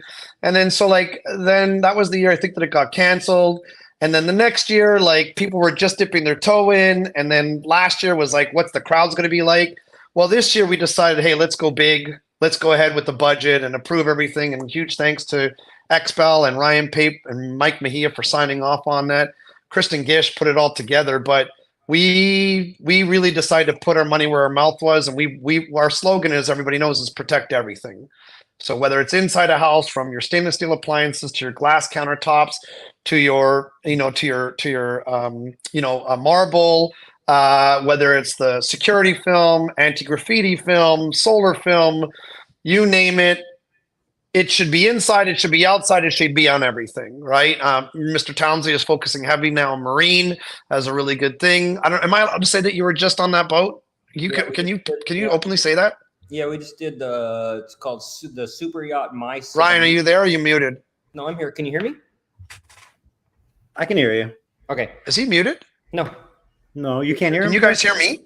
Yeah. Unfortunately, yes. Weird, because I can't hear you all of a sudden, so I don't know what's happened. Yeah. Can you hear me, Chris? Hold on. Oh, it's him. Okay. Yeah. I don't want to screw this up. That's called an ID. Which I'm sure I'm doing right now for you anyways. And if you don't know what an ID10 wow, I'm going to sign back in, guys. I'm sorry, but I've lost audio. You'll know what I mean. So let's see how quickly it gets back in here. But I did want to expand on that question, like on the protect everything. You're obviously diving into marine. It's a big industry in South Florida, huge industry in South Florida, as well as the exotics and so on. PPF, even so it has its applications in residential and commercial, it's not really like window film where you go automotive, flat glass as well. Do you think, how big of a industry do you think the, how flat glass or residential and commercial is going to be for PPF? And jumping back into the point of the XPEL booth being a, protect everything. It is protect everything. It's people. What everyone forgets is they need to learn to cross sell, cross promote, cross everything. I mean, I don't know how many times I go to, when I was doing more of sales, like going to bid on a house or going to bid on commercial, and we end up doing their house, or we do their house, or went to go do their car. We end up doing their house, and then we do their work. And now with the new marine push, because I don't know, Chris, is it? I mean, it's pretty wide known that XPEL's now has a marine division, right? Yeah, so I mean, I'll address a little more detail on that if you'd like, but you go ahead first, and I'll dive into it a bit. So when I was looking at doing things differently, when Fort Lauderdale come up, I mean, I'm from the Midwest, so being around water is a lake, lake or a river, and I always wanted to live near the ocean and kind of be involved with boats and the yachts. And finally, I got to California, and that market really didn't do much in the marine. They still don't do much in the marine industry. So we kind of didn't want to go, I wouldn't call it waste time, but I didn't want to spend all my efforts in something that was really being pushed or promoted. So we kind of put it on the back burner. And then when Fort Lauderdale came up, I immediately just salivated. I was like, oh my God, it's the land of yachts. It is like the yacht capital of the world. And I think I did some research on it from, I think it was West Palm to Miami. 68,000 yachts are registered, of 67 foot to 123 feet. That's a lot of yachts. And if anybody's been here, that's 52 miles distance. That's a lot of yachts. So we looked at it, and I was like, okay, not only am I going to come down and do the automotive and everything we normally do, I'm going to literally have a division focused on marine yachts, anything that has to do around water. And got down here, worked with Eric Keller with XPEL and Chris and I, and we kind of set up, and they had some yacht events, the Fort Lauderdale Boat Show, which was just 2 weeks ago. And then leading up to that, there was some events where like Triton Boats and Yacht Co., these people that they're only focused on marine. I was invited, and I went to some of the events, and just, like I told you guys, I went to one of the events, brought my R8, one of those type of events. And started just bullshitting with some of the people. And one of them was a very big company that services all of these super yachts. I mean, if your yacht is under 150 foot long, they don't talk to you. That's where it starts. So we hit it off. A couple of days later, I was at another event, saw the same guys there again. We started bullshitting, did a few shots of tequila. Everybody got loosened up and called them the next morning. They said, why don't you come over on Monday and do a presentation to the team? And this was the Monday prior to the start of the Fort Lauderdale boat show. And they all call that their Super Bowl. That's where they make all of their money. That's where they make all their connections. So they were willing to take time out of their schedule on the Monday prior to the boat show. It started on Wednesday. Met with them and they're like, oh my God, this is incredible. We didn't know all of this could be done on yachts. So I was at the boat show every single day with Eric and Tim and everybody else that came down from XPEL. And was 2 days after the boat show ended, I get an email from that company that I was working with. And they said, we have a big fish coming your way. The chief officer will be reaching out to you. Please take care of him. He's one of our VIP clients. That's all they would say. It was literally an hour later, I get a email comes across. Hi, I'm the chief officer of My Savannah. And if you look it up, it's M/Y Savannah. Google it. Take a look at the size of the yacht. It's a 279-foot yacht. 7 stories. Takes 25 crew members just to run the boat. 25. And it only sleeps outside of the crew, only 12 guests. So there is 2 crew members for every guest. There's 3 chefs. It's incredible. So he said, hey, we've got some tabletops that are high polished chrome and we do charter the yacht out. If you want to charter it, I'm going to do a promotion for him. Real quick, is this it? That's it. That's it. So it too can be yours for 1 million euros per week. Per week. Per week. But there's an asterisk at the end of that. If you click on it, that 1 million does not include the boat leaving the dock. That's for you to walk around on the boat. If you want to eat or if you want to drink, that's extra. And then if you want to take the boat out, then you're paying for gas. So they said about a week average, because most of them go out and they return to the same dock. That with tip ends up being $1.3 million for 7 days. Euros. 1.37 million. It's about 1.5 million for 7 days. Right. So they said our charter guests would always scratch these tables because, they're like, oh, here's my American Express black. I don't care. Just fix it. And they go, yeah, they're right. We could fix it. But because our boat is so exclusive, we can't have any scratched tabletops. We can't have scratched countertops. So yes, although they may pay an extra $50,000, it's got a stripper pole in there too. If you keep going through the slides, Powered by XPEL. Yeah, powered by XPEL. I think this is where XDC needs to be held. Sorry. That's exactly where it needs to be held. Kristen. So they go, so he said, we can't have it. And what the problem is by the time that we fix the damage from a charter, we lose 4 days, at least 4 days of charter. So do you have something we can fix it? I was like, absolutely. I know exactly what we need to do. So went out, took a look at the yacht. We identified the areas and they're like, yep, let's go ahead and do it. And I said, well, let me get you a price. He kind of looks at me and goes, his exact words, just put the fucking film on and send me the bill. I go, but I need to give you a quote. And he looks up and he goes, I think we can afford it. Yeah. That was how it happened. Yeah. So we literally went back the next day and did the install. That was yesterday. We finished the tabletops on it yesterday.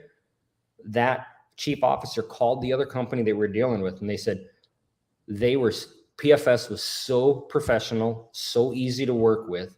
There's more work we want to do, but we just didn't have time because we had other service that needed to be done on the yacht while it's here in port. And then they leave on Tuesday or Wednesday of next week to start a 2-week charter. And then they'll be gone for a month and then they'll come back in January. And they said, we're going to be here for 2 weeks for some major service. We're going to probably have PFS out most of that time to do a bunch of areas on the boat. So he just said, is there something you can do, to the point where like, holy shit, I didn't realize what could be done. So it all is weird. I wanted to be in. I was like, oh, great, we're gonna get into yachts. But I didn't realize I was like gonna go. It's like, hey, I would love, when you're a teenager. Oh, I'm kind of scared to talk to that girl, so you just go talk to the supermodel, and she says yes. That's what just happened. Yeah, that's exactly what we happened. were dipping our toes in it, and it got bit by a shark, and we got drug in. So I'll give you guys. Go ahead. Yeah, no, it's timing. It's timing, placement, but you got to be everywhere. And you all know me, I'm not shy. So I'll talk to anybody in a crowd, and that's all it is. Just talk. Yeah. So look, where did this stem from, right? A lot of it actually stems from my good friend Mike Burke and also from Rob Gullery, because you watch their organizations and you watch how they diversify and they don't just stay glued to one thing. Like all of a sudden, I see that Burke is doing as many roller shades as he's doing flat glass film. You go to Rob Gullery's shop and you see him doing kicks as part of his overall experience. And I'm just like, wow, like I can't be so one dimensional as auto only. And where should I go next? And where should I understand the next opportunity? So interior of homes has been a play for us for quite some time now. We've actually got some organizations. They typically don't like me using their names, to be honest with you, because they don't like their clients knowing the brand. They actually want white label boxes, as an example. They don't want to go into some of these high dollar homes and then that home sees what brand of film it is and then reach out to another installer because their entire business is built off of interiors. But I've got clients that spend over $500,000 a year with me and all they do is interior of homes. Well, so, Eric Keller loves boats. He's loved boats for a long time. He convinces me to co-sponsor the Yachtco party at the Boca boat show. I think it's called the West Palm Boat Show, actually. I call it Boca, but the West Palm Boat Show, I don't know, whenever that was, 6 months ago or something like that. And I'm like, okay, like, look, like I get it. Like I want to diversify. This is something I should look into. I look around online. I really don't see any major players in that. I mean, there's some brands, smaller stuff going on, but nothing serious. I'm like, okay, let me go check it out. So we go and we're co-sponsor of this title event, and there's UBS in the room with us. There's some major brands of alcohol. There's a gas company inside here, like BP or whatever, something, and it was crazy. And I'm watching Eric Keller. I don't know if you've spent any time around him, but I'm watching this guy and I'm like mesmerized. Why? Well, look, it's no secret that I grew up in upper middle class. My mom loved entertaining and hosting every Friday and Saturday night with some people that were more affluent and stuff like that around our dinner table. And we were expected to contribute to sales contribute to the conversation. And I have never in my life been intimidated around money. I'm not saying that we were uber wealthy because we weren't, but we certainly weren't poor either. And we were certainly around some wealthier individuals. And so again, like it just never intimidated me. I will tell you 100% at this Yachtco party, I was intimidated. I was feeling like with my real Louis Vuitton stuff on and my Rolex and all the rest of that jazz, I was a fish out of water. Like I didn't belong in the room. And look, Eric has done well for himself over the years. He's done some smart investments and stuff like that. But look, by no stretch of the imagination is the guy worth $100 million. There was people, everybody, not some people, everybody in that room was talking to Eric as if he was one of the good old boys. Mm-hmm. And I was in shock. And I'm like, who the hell do they think he is? Because, he works with me. And we left the party. I flew home the next day and I went straight into Ryan's office. I said, Ryan, I need you to just trust me on this. Ryan Pape, that is, the CEO. I said, I need you to just trust me on this. I need to pull Eric out of auto.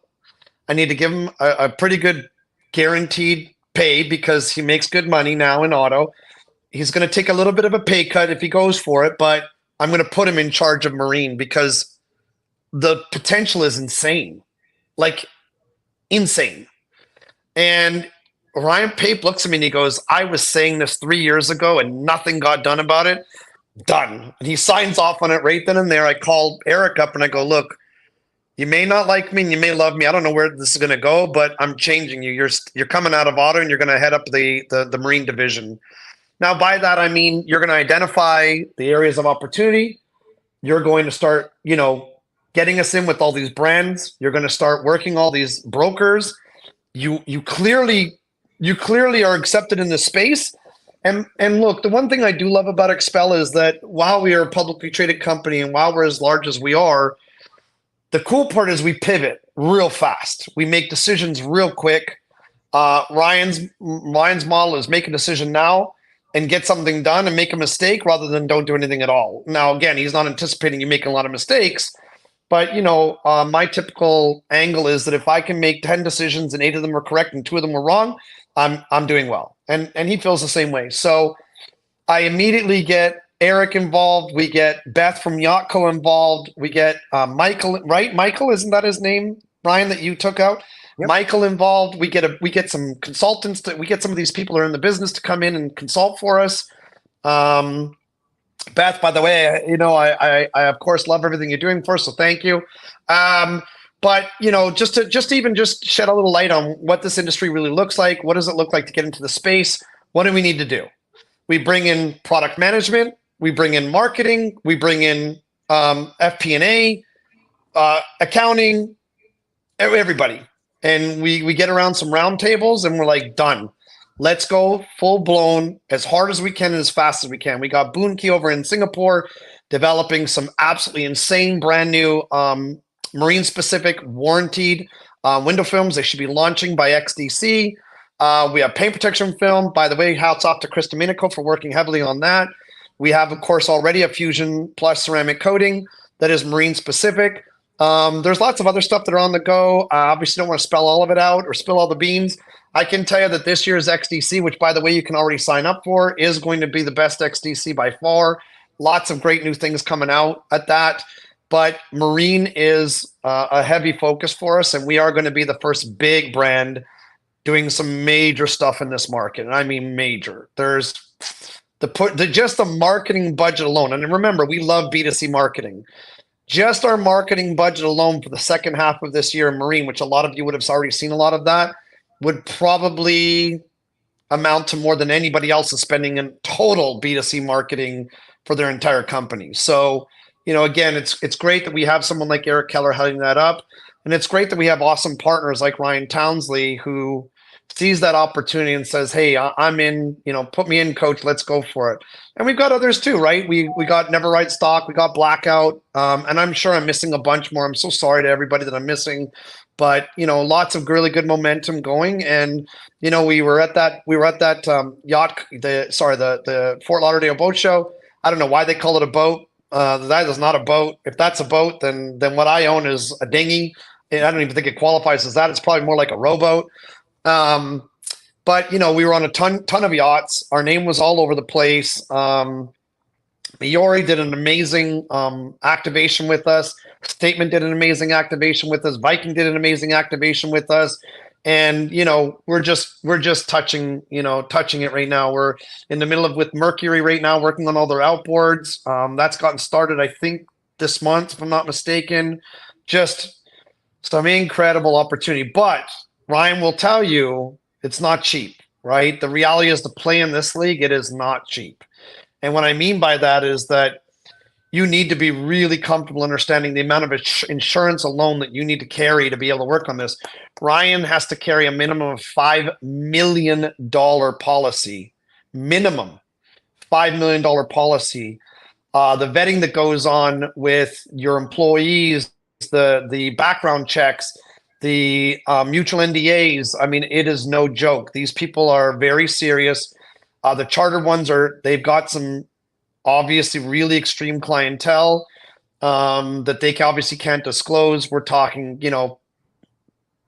heads of state, A-list movie stars, musicians, et cetera, et cetera, et cetera. So with all that in mind, it's been a big educational learn for me, but I'm really excited that we're doing it. I'm really excited that we've got XPEL's power behind it and an absorbent amount of money. I mean, I'd have to admit that as much as Ryan Pape was all for it, if he had seen the bill that we're already up to on getting this accomplished, he might have had a second thought, but we're so deep into it now that I'm really happy, and we know that we're going to have some incredible results from it. But, going back to SEMA, what I was saying is that, everybody was amazing.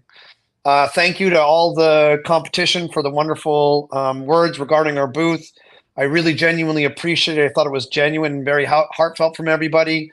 I know everybody had a great show. Everybody's telling me that this was the best show that they had seen yet. Our party was just sick. I mean, Kristen Gish, man, that woman, what a godsend for XPEL. She put us at the Omnia. Oh, Eric, you were there. Sorry, brother. It was a blur, as you know. I apologize. She put us at the Omnia, inside Caesar's Palace. We did do the dancing chandelier activation. That activation was something like 6 minutes, but that chandelier coming down and doing its thing, like you can watch the videos on YouTube. Nah, until you've seen that live and in person, there's no way you can understand it. There's just no way. But it was our biggest party yet. We had something like 750 guests that night. I'm sorry for those that couldn't make it in. I apologize, but as usual, we tap out at some point. We can't just keep adding. I know that there were some last minute additions that really tried. I'm genuinely sorry that didn't work out. But keep in mind that, we always try and give a lot of advance notice regarding the party up ahead of time. And we had an amazing time. We had amazing international. We had people from Asia. We had people from, we had some guests in from Ukraine, which was really cool considering what's happening over there. We definitely had some guests in from Israel. So, sorry for the situation, obviously, it's happening there, especially being of Jewish descent like you are, Eric, with some background there. I mean, what's happening in the Gaza Strip right now is just horrible. And I'm really, of course, wishing that all of this would just come to a close as quickly as possible with as much peace as we can possibly get done, and put that to a finish. But again, we had people from all over the world. South Africa, we had we had a huge contingency this year out of Brazil. Our biggest guest list ever from Brazil. Hats off, Mauro. Love you, brother. But it was just amazing. It was amazing. It was an amazing show for us. It was an amazing show for XPEL. It was an amazing show. I'm so proud of my entire team. Those were very long days, as everybody that works the show can attest to. And to keep your energy up and to keep going and keep answering questions, especially considering that Friday is the general public day, which is always an interesting day to say the least. I can't say the owner's name of the hypercar, but he knows how appreciative I am that he always gives us a car for every single show. He's one of Ryan Tounsley's best friends. As a matter of fact, he's a mentor to Ryan as well. You can say his name. He wouldn't care. He doesn't care? No, absolutely not. Okay, so for those of you who've always been wondering who we get all these hypercars from, does he care if we describe where it came from? Like, I'll even tell you, like, who he is. Yeah. So if you've ever shopped in Tilly's, the clothing store, so Hezi is the founder and CEO of Tilly's, right. And his ex-wife, her name is Tilly. Right. So that's where he basically started all of it. He's very successful. That was a big thing. He, of course, is, his hands in a lot of things. But yes, that's him and I developed a very close relationship. And I actually was talking to him when I was driving back to the office because I had to come back. I was talking to him on the way here. He was giving me shit, so he always does. But yeah, he checks on me all the time to see if I'm doing what I told him I was going to do. But yeah, when that first came up, and I go, "Hey, let's put this car in XPEL's booth," and he goes, "Oh, I don't care. Why do I care? It doesn't do anything for me." I go, "Yeah, but it helps me." Let's get the car in the booth. And I think now has it been probably between XPEL and Barrett Jackson, probably almost 10 of his cars probably. Oh, minimum. And he's got lots of cars on the coming in, and he's already promised me certain vehicles. Look, just so that everybody can we talk about the car that was supposed to be there? Should we? Yeah, absolutely. Look, so we were actually going to have Hezi's Solus GT VIN 001. That car was unveiled at Goodwood, and then it was brought to the Monterey Week, yeah. Right? But what people don't know is that the car wasn't under power as of yet, right? Remember that this is a pretty serious vehicle from McLaren, It is genuinely as close to an F1 car as you could probably come, with a lot more cockpit to it. And a hypercar of all hypercars. I don't know if there's another car that would currently come out that could compare to it. I'm sure that there's some other brands that are going to be mad at me for saying that, so I apologize. But that was the car that was supposed to be at the booth, but it was also supposed to go from the booth to the Formula One in Vegas. Unfortunately, because the car is still not under power, meaning running, as McLaren is building this thing out, it couldn't make it. But we had a P1 GTR road Lego one, which was super cool. I'm really sorry, by the way, to BAC. I kept calling it a back mono. It wasn't until the final day that the gentleman from BAC corrected me and said, no, it's called BAC. But we had a BAC mono, their brand new edition that they just launched in the booth as well. And the cool part was, that was the car that we were doing paint protection film installation trials for. So if you want to test out paint protection film installation, you could actually go and install on that vehicle. And kind of like Hezi, like I love the fact that Hezi doesn't make a stanchion off his cars. You can go up, you can touch it. He doesn't want metal touching it, of course.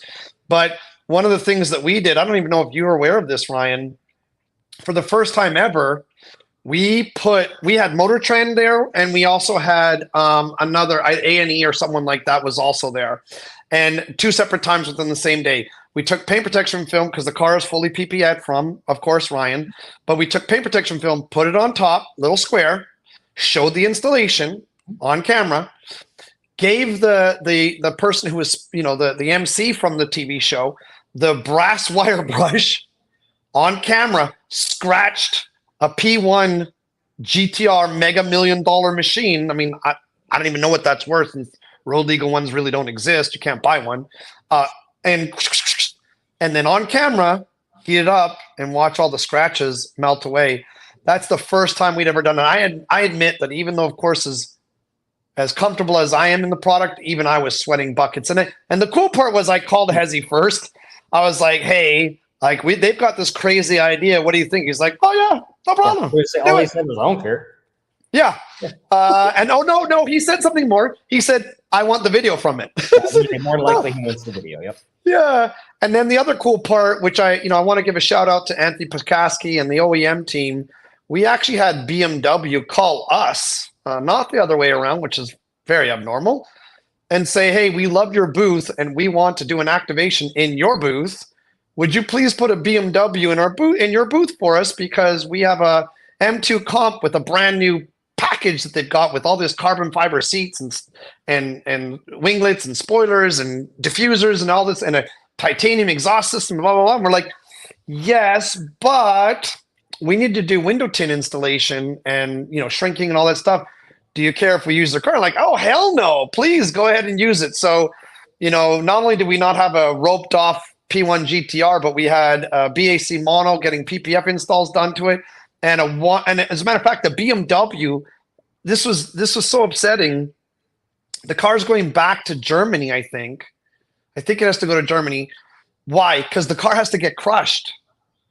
It's one of 2 that were hand built for display purposes only. The car ran and everything, and the car has to get crushed the way it is. So you can't even strip those beautiful carbon fiber seats out of it, or even take the shifter knob out of it. The rules are you must crush the car exactly as it was displayed, because it's a display piece only.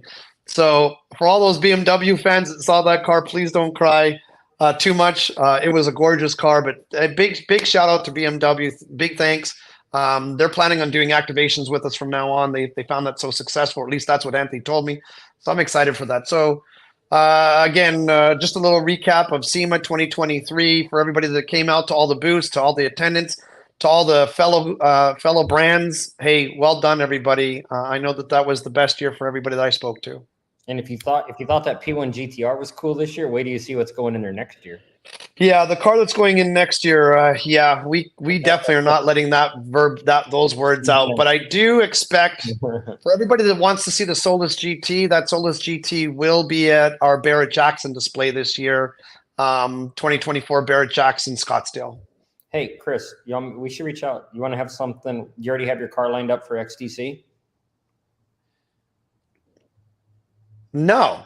Oh, Oh, All right. Let me talk to him. yeah. Talk to him. Okay. Sorry, Eric. I know which one I'm thinking, so I'll ask him. Okay. I wonder if it's one of the two that I'm thinking, but okay, you and I'll talk offline. What he will not let us do is disclose the cards that are coming up. No, that you're not allowed to. Right. Huge applause to XPEL team for taking the shot. I mean, it was a successful shot, but it was a big shot, coming out with such a, out of the box booth. You built a house in the booth. You raised the bar, even if it wasn't a success, which it was a huge success, you need company. I feel like that's something that excites me when companies are willing to put their money, put their creativity, put the effort, and come up with something that's going to have a chance at making a big impact, as opposed to what's easy, which would be do something similar to last year, do something conventional, change the colors, or do so, just kind of reorganize and show up. Because you go to a show, and I believe these shows are what you make of it. And you're not going to necessarily see an ROI if you're in the middle and you're average and you're not memorable, but there is an opportunity to have an ROI if you're willing to try and earn that spot. And I believe XPEL in the West Hall at least was the most memorable booth by far. Look, I look at the very least it stood out, right, for its uniqueness. And again, like when I think about Ryan Pape and Mike Mejia, to try and get across the vision that Danny had in his mind is not easy. And, that booth we built it to keep it. We built it so it's not temporary. We own that booth. We're going to be using it for activations like Barrett Jackson. We'll probably use it at Mike Mejia is going to be mad at me because I'm putting him on the spot now. But, Rob Gullery is doing the New York Auto Show once again, as always, with his Never Ride Stock Show downstairs. We're planning on using it there. But that vision is hard, hard to like get your head wrapped around like how transformative that is.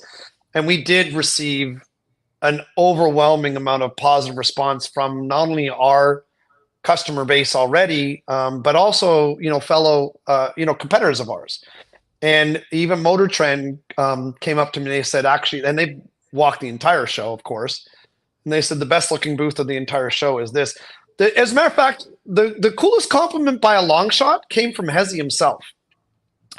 So Hezi, if you don't know him, will definitely speak his mind. I love him because he doesn't hold back.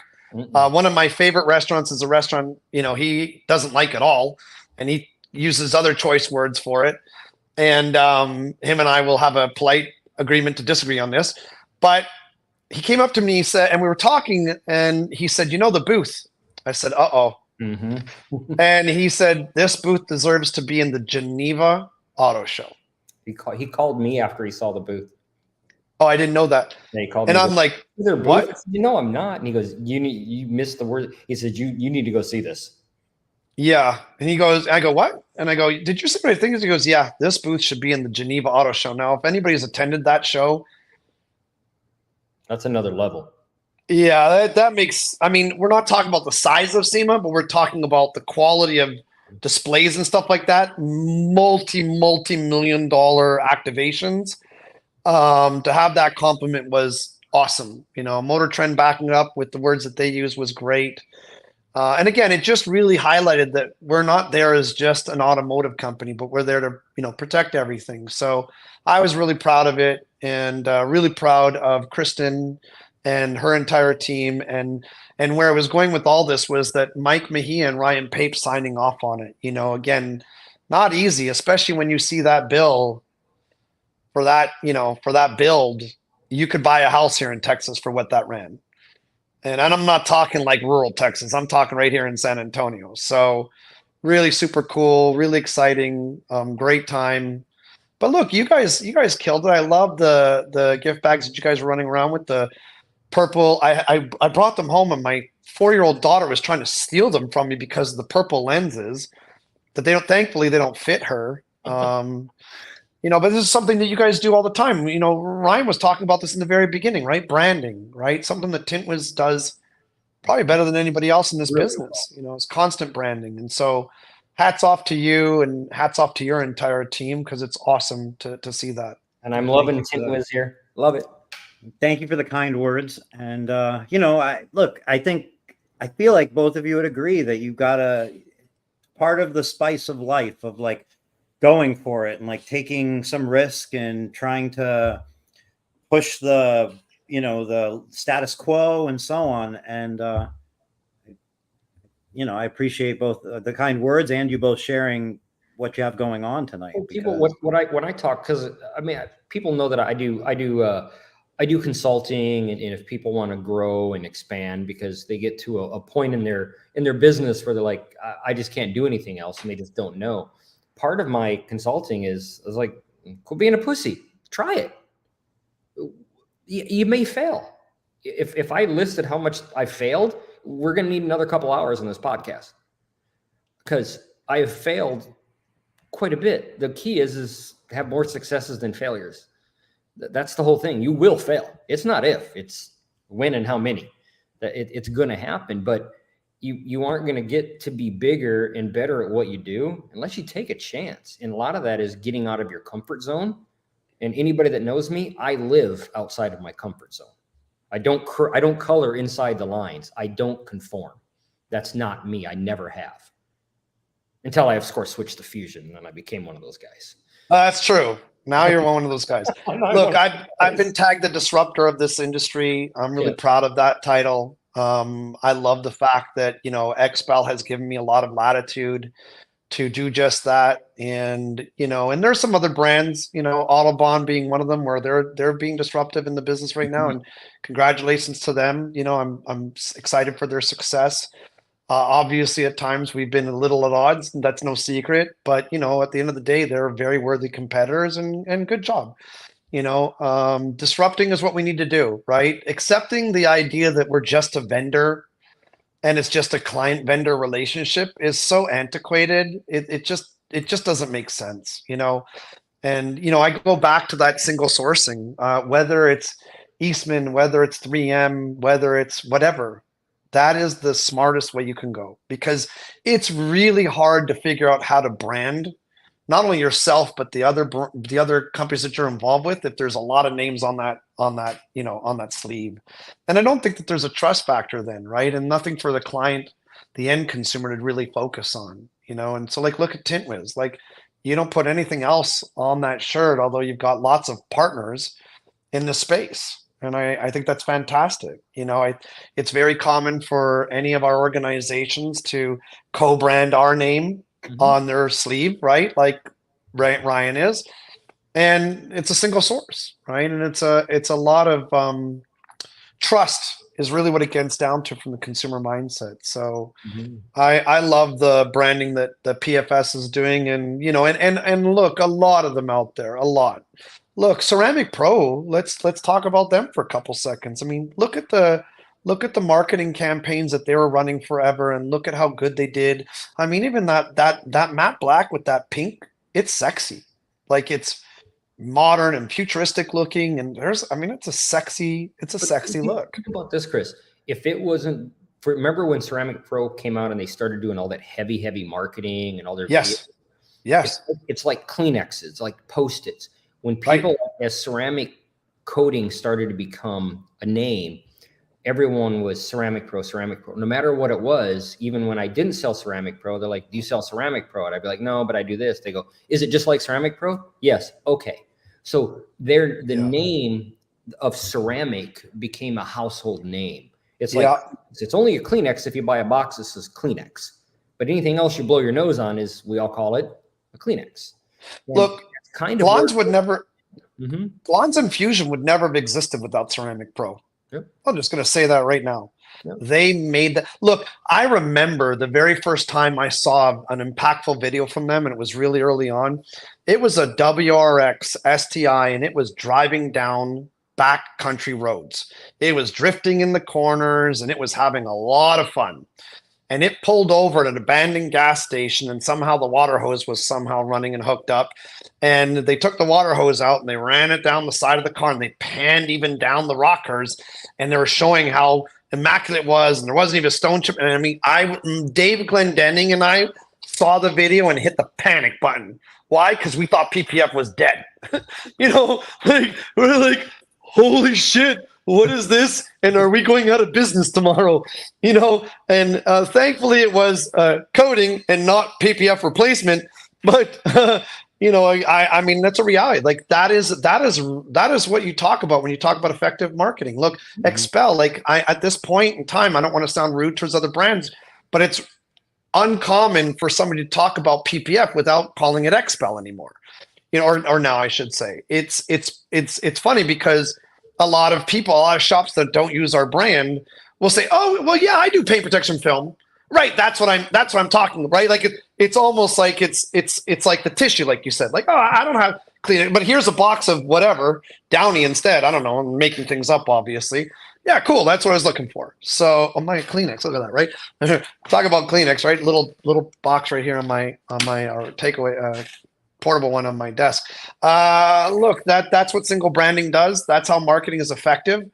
And that's what you should really be leading with, regardless of the brand that you're with. Make a decision and move on. And that's where even with Jason, anybody that watches our YouTube videos, Jason, my real tall manager in Orange County, that was when he said, when we were making the change, and he's like, Ryan, he says, I've worked so hard to get this here. And I go, think about it. You only have one brand now. You have to talk of PFS. They're already here. And now you only have to talk about XPEL. You don't have to say XPEL PPF and I'm using Lumar window tint and I'm using Glance ceramic coating and holy crap, your mind hurts because you've got different warranties. Who do I call if there's a warranty claim on my car? Now I got to go look at the invoice. Is it XPEL? Is it this? Is it that? Now I got to figure out who I'm going to call. I love it because I always tell this to my clients. I offer a one-stop shop. I'll do everything you need. Because you'll write one check, and if something gets screwed up, you got one phone number to call, and you got one person to yell at. And it's the same thing when I told you when I switched. I said, now if any shit's wrong, I'm only calling you, Chris. And I do. If I got a problem, I call you. Which he did just the other day on a flat glass where we're like, listen, use film on, but we didn't tell you that before, so shame on us. So sorry. Yeah, and I'm not. If you read the email, sorry, text. My email's not nice either. No, it's not. No, as a matter of fact, I took your email and I wrote to the warranty department. I said, pay this now. Stop asking questions. Yeah. I was like, you can't tell me afterwards, but it was done. It was finished over and they moved on and we laughed about it. But yeah, but it was nice. I knew I made one phone call or one email. Actually, it wasn't even a phone call. It was an email. And it was an email. Scathing email, but it was an email. Yeah. I like the fact that I don't have to call 40 people to get an answer. So I love that. Yeah, and that's why I say, look, I'm not pitching XPEL. I'm pitching single branding. There's a big difference here. I'm telling you, if you're with Eastman, fantastic. Don't pick Lumar and Suntech. Pick one or the other. If you're with 3M, man, 3M. Who's not going to trust that brand name? Come on. Let's be real with each other. That was tough for me to leave. It really was, because that's a big logo. That's a big, powerful brand. Yeah. But it didn't work. As much recognition as Harley Davidson and Coca-Cola. Yep, absolutely. So that was a hard one. So have we chewed up too much of your time as usual, Eric? Because we'll just keep talking forever. I put that question to Ryan because you're both on the East Coast. I am on the West Coast. So it's early. Well, I'm in Texas, so I'm not quite East Coast now. Now that I've moved, I've relocated, because the last one we did that. I did the here. Let me show you the new Soto head office building. That was cool. But mind you, next time I get to show you the basement. Why? Because now with my brand new job, I finally get a spot in the underground parking. So I'm really excited. And it's the little things, right? The job title was important. I literally was like, I'm not accepting unless I get an underground parking spot. I had to negotiate for that. That was probably the hardest part of the negotiating was a parking spot.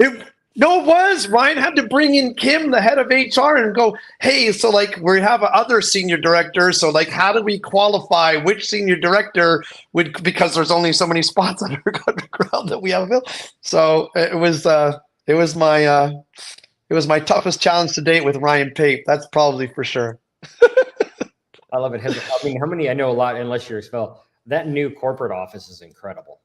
Oh, the Soto building is unfreaking believable. Wow.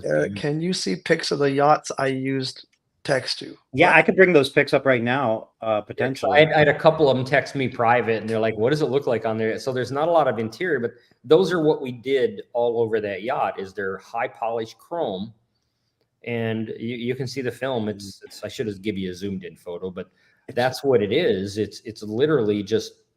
It didn't even take us that long. You know, they were very easy. We Don't tell them that. Shh. You won't be able to charge for it. Shh. Well, trust me, It was a very difficult installation. The chief officer is not watching this podcast. Well, look, but on top of that, the reality is how many people can afford a $5 million policy and stuff like that? Because you got to consider all the expenses that go with this, plus the marketing campaigns, the whole new designation on your website, et cetera, et cetera, et cetera. So it was a just when we were like, oh great, I'm gonna go do marine, and they're like, oh yeah, you need to do this too. And I was like, what do you mean I need a marine policy? I got a $10 million automotive policy. I said, it's good for the yacht. And they're like, do you have a car that's worth 290 million? I'm like, no. They go, you need a 5 million policy. I was like, okay. Yeah, you can't even argue anymore after that. You're like, all right, I'll shut up and get the policy. That wasn't Eric. Oh, sorry. Yeah. Oh, that's so cool. Eric, anything new on your end? I mean, man, we've hogged up all this chatter. What's going on with Tint Wiz these days? Besides just taking over the whole CRM world. Oh, there's Tinter Battles coming up. When is that? That is.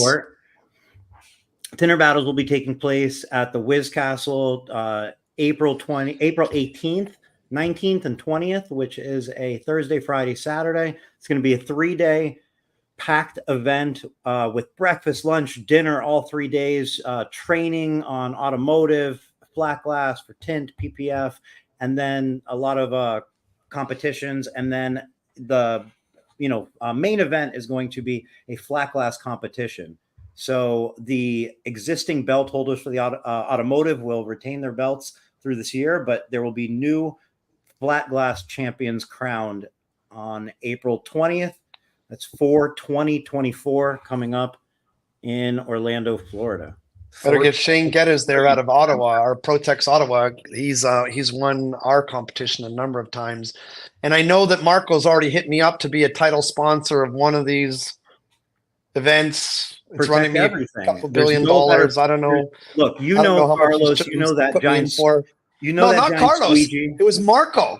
No, I know, but I'm saying like Marco's giving you a good suggestion, I suppose, because, protect everything. There's going to be a lot of opportunity to show that protection with Carlos and his squeegee and the fire that he brings to every event. So no better chance to display the protection. There's no rules there. So when we're at a convention center, they have issues with fire and smoke and all sorts of things, where this location, anything can go. So, well, just remember that you said that Mr. Tim Ham is now definitely signing up with the idea of no rules. He's gonna be like bringing tons of hookers and cocaine, and it's so hilarious that he's never done that drug in his life when you say that. But anyways, I'm excited. Look, guys, before we go, let's just remind everybody that on the podcast, I did put out something really cool. It's all because of Mr. Tounsley. So first of all, thank you, Ryan.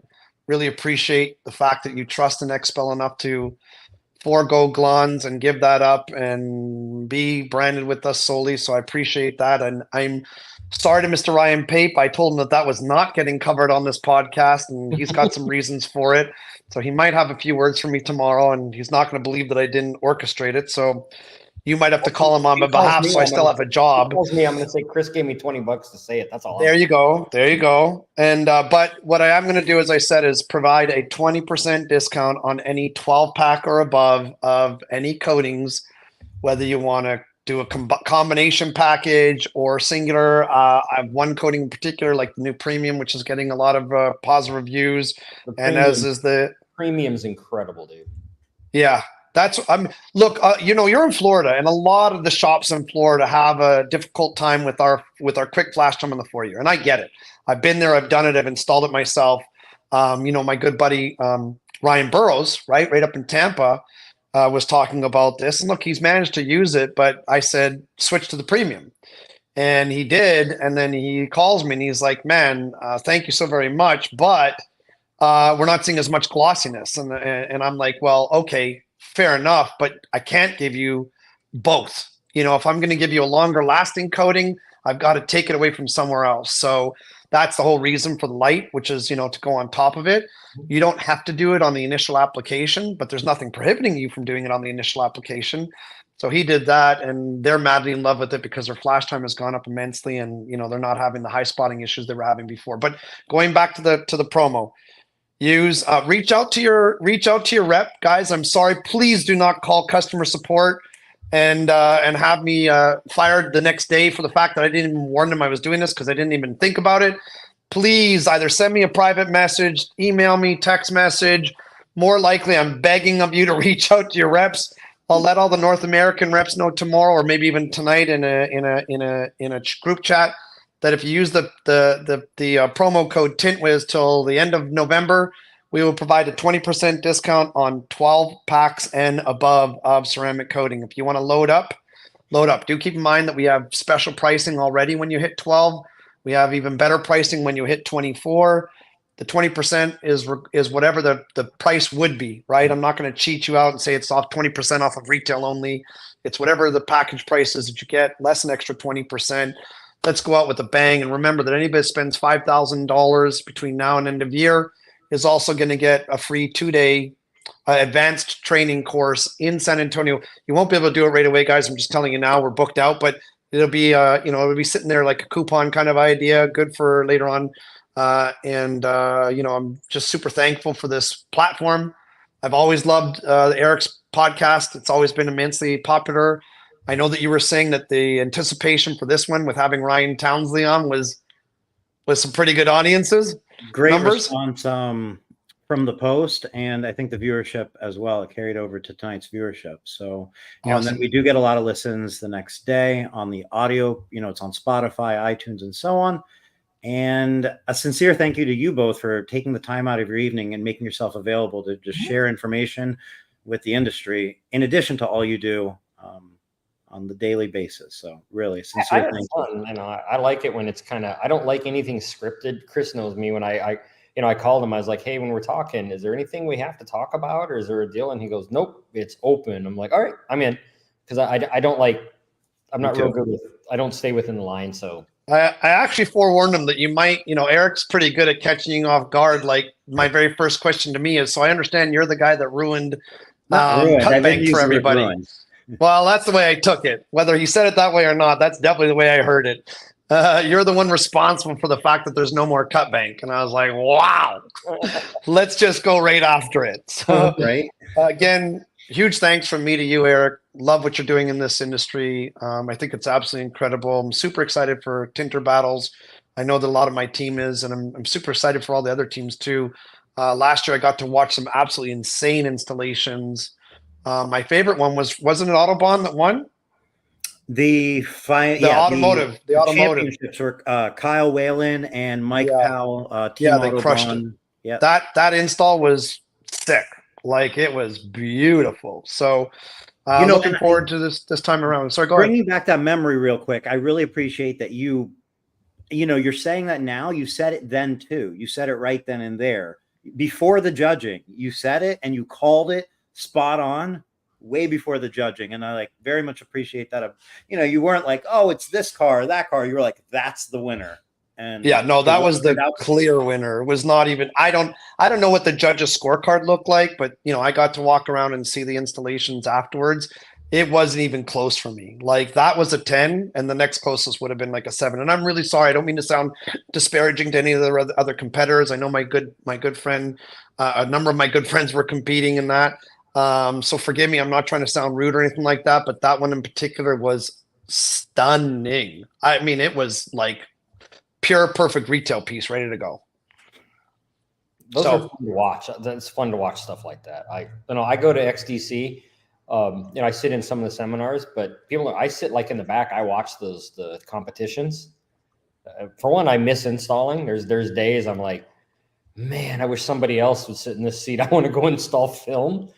And then they get a really difficult car, and I'm like, I'm glad I don't install anymore. I'll go up front. But actually, I caught Eddie. I called Eddie today, and I caught him. I said, "Man, that sounds like a squeegee in your hand in the back." And he goes, "Yeah, too damn busy. I had to get my hands dirty today. And I'm like, wow, okay. That is busy when he had to start doing it again. If he has to, that's busy.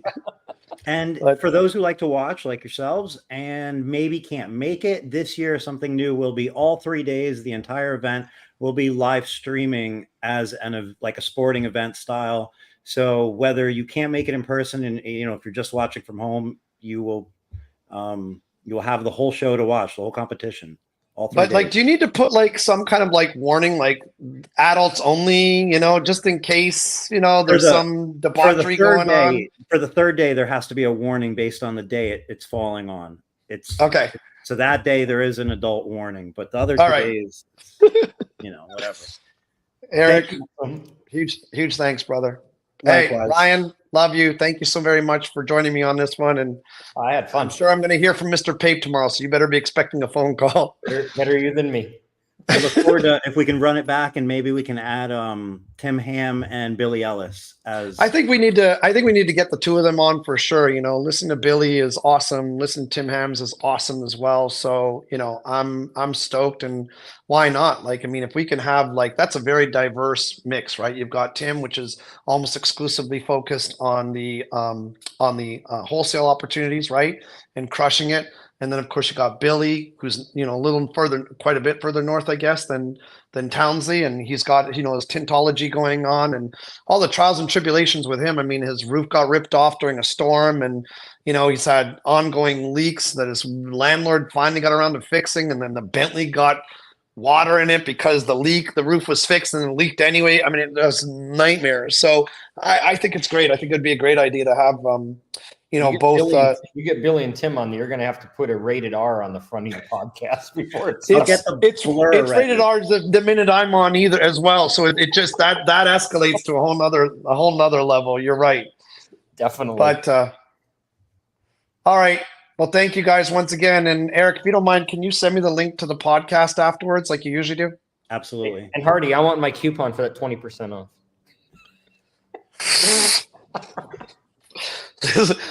He is the kind of guy that will go and spend $500,000 on coding now and really screw me. So I'm gonna text Pape right now and say, Chris promised me 20%. All right, guys. Love you. Thank you, gentlemen. Have a great evening. Bye, everybody. See everybody.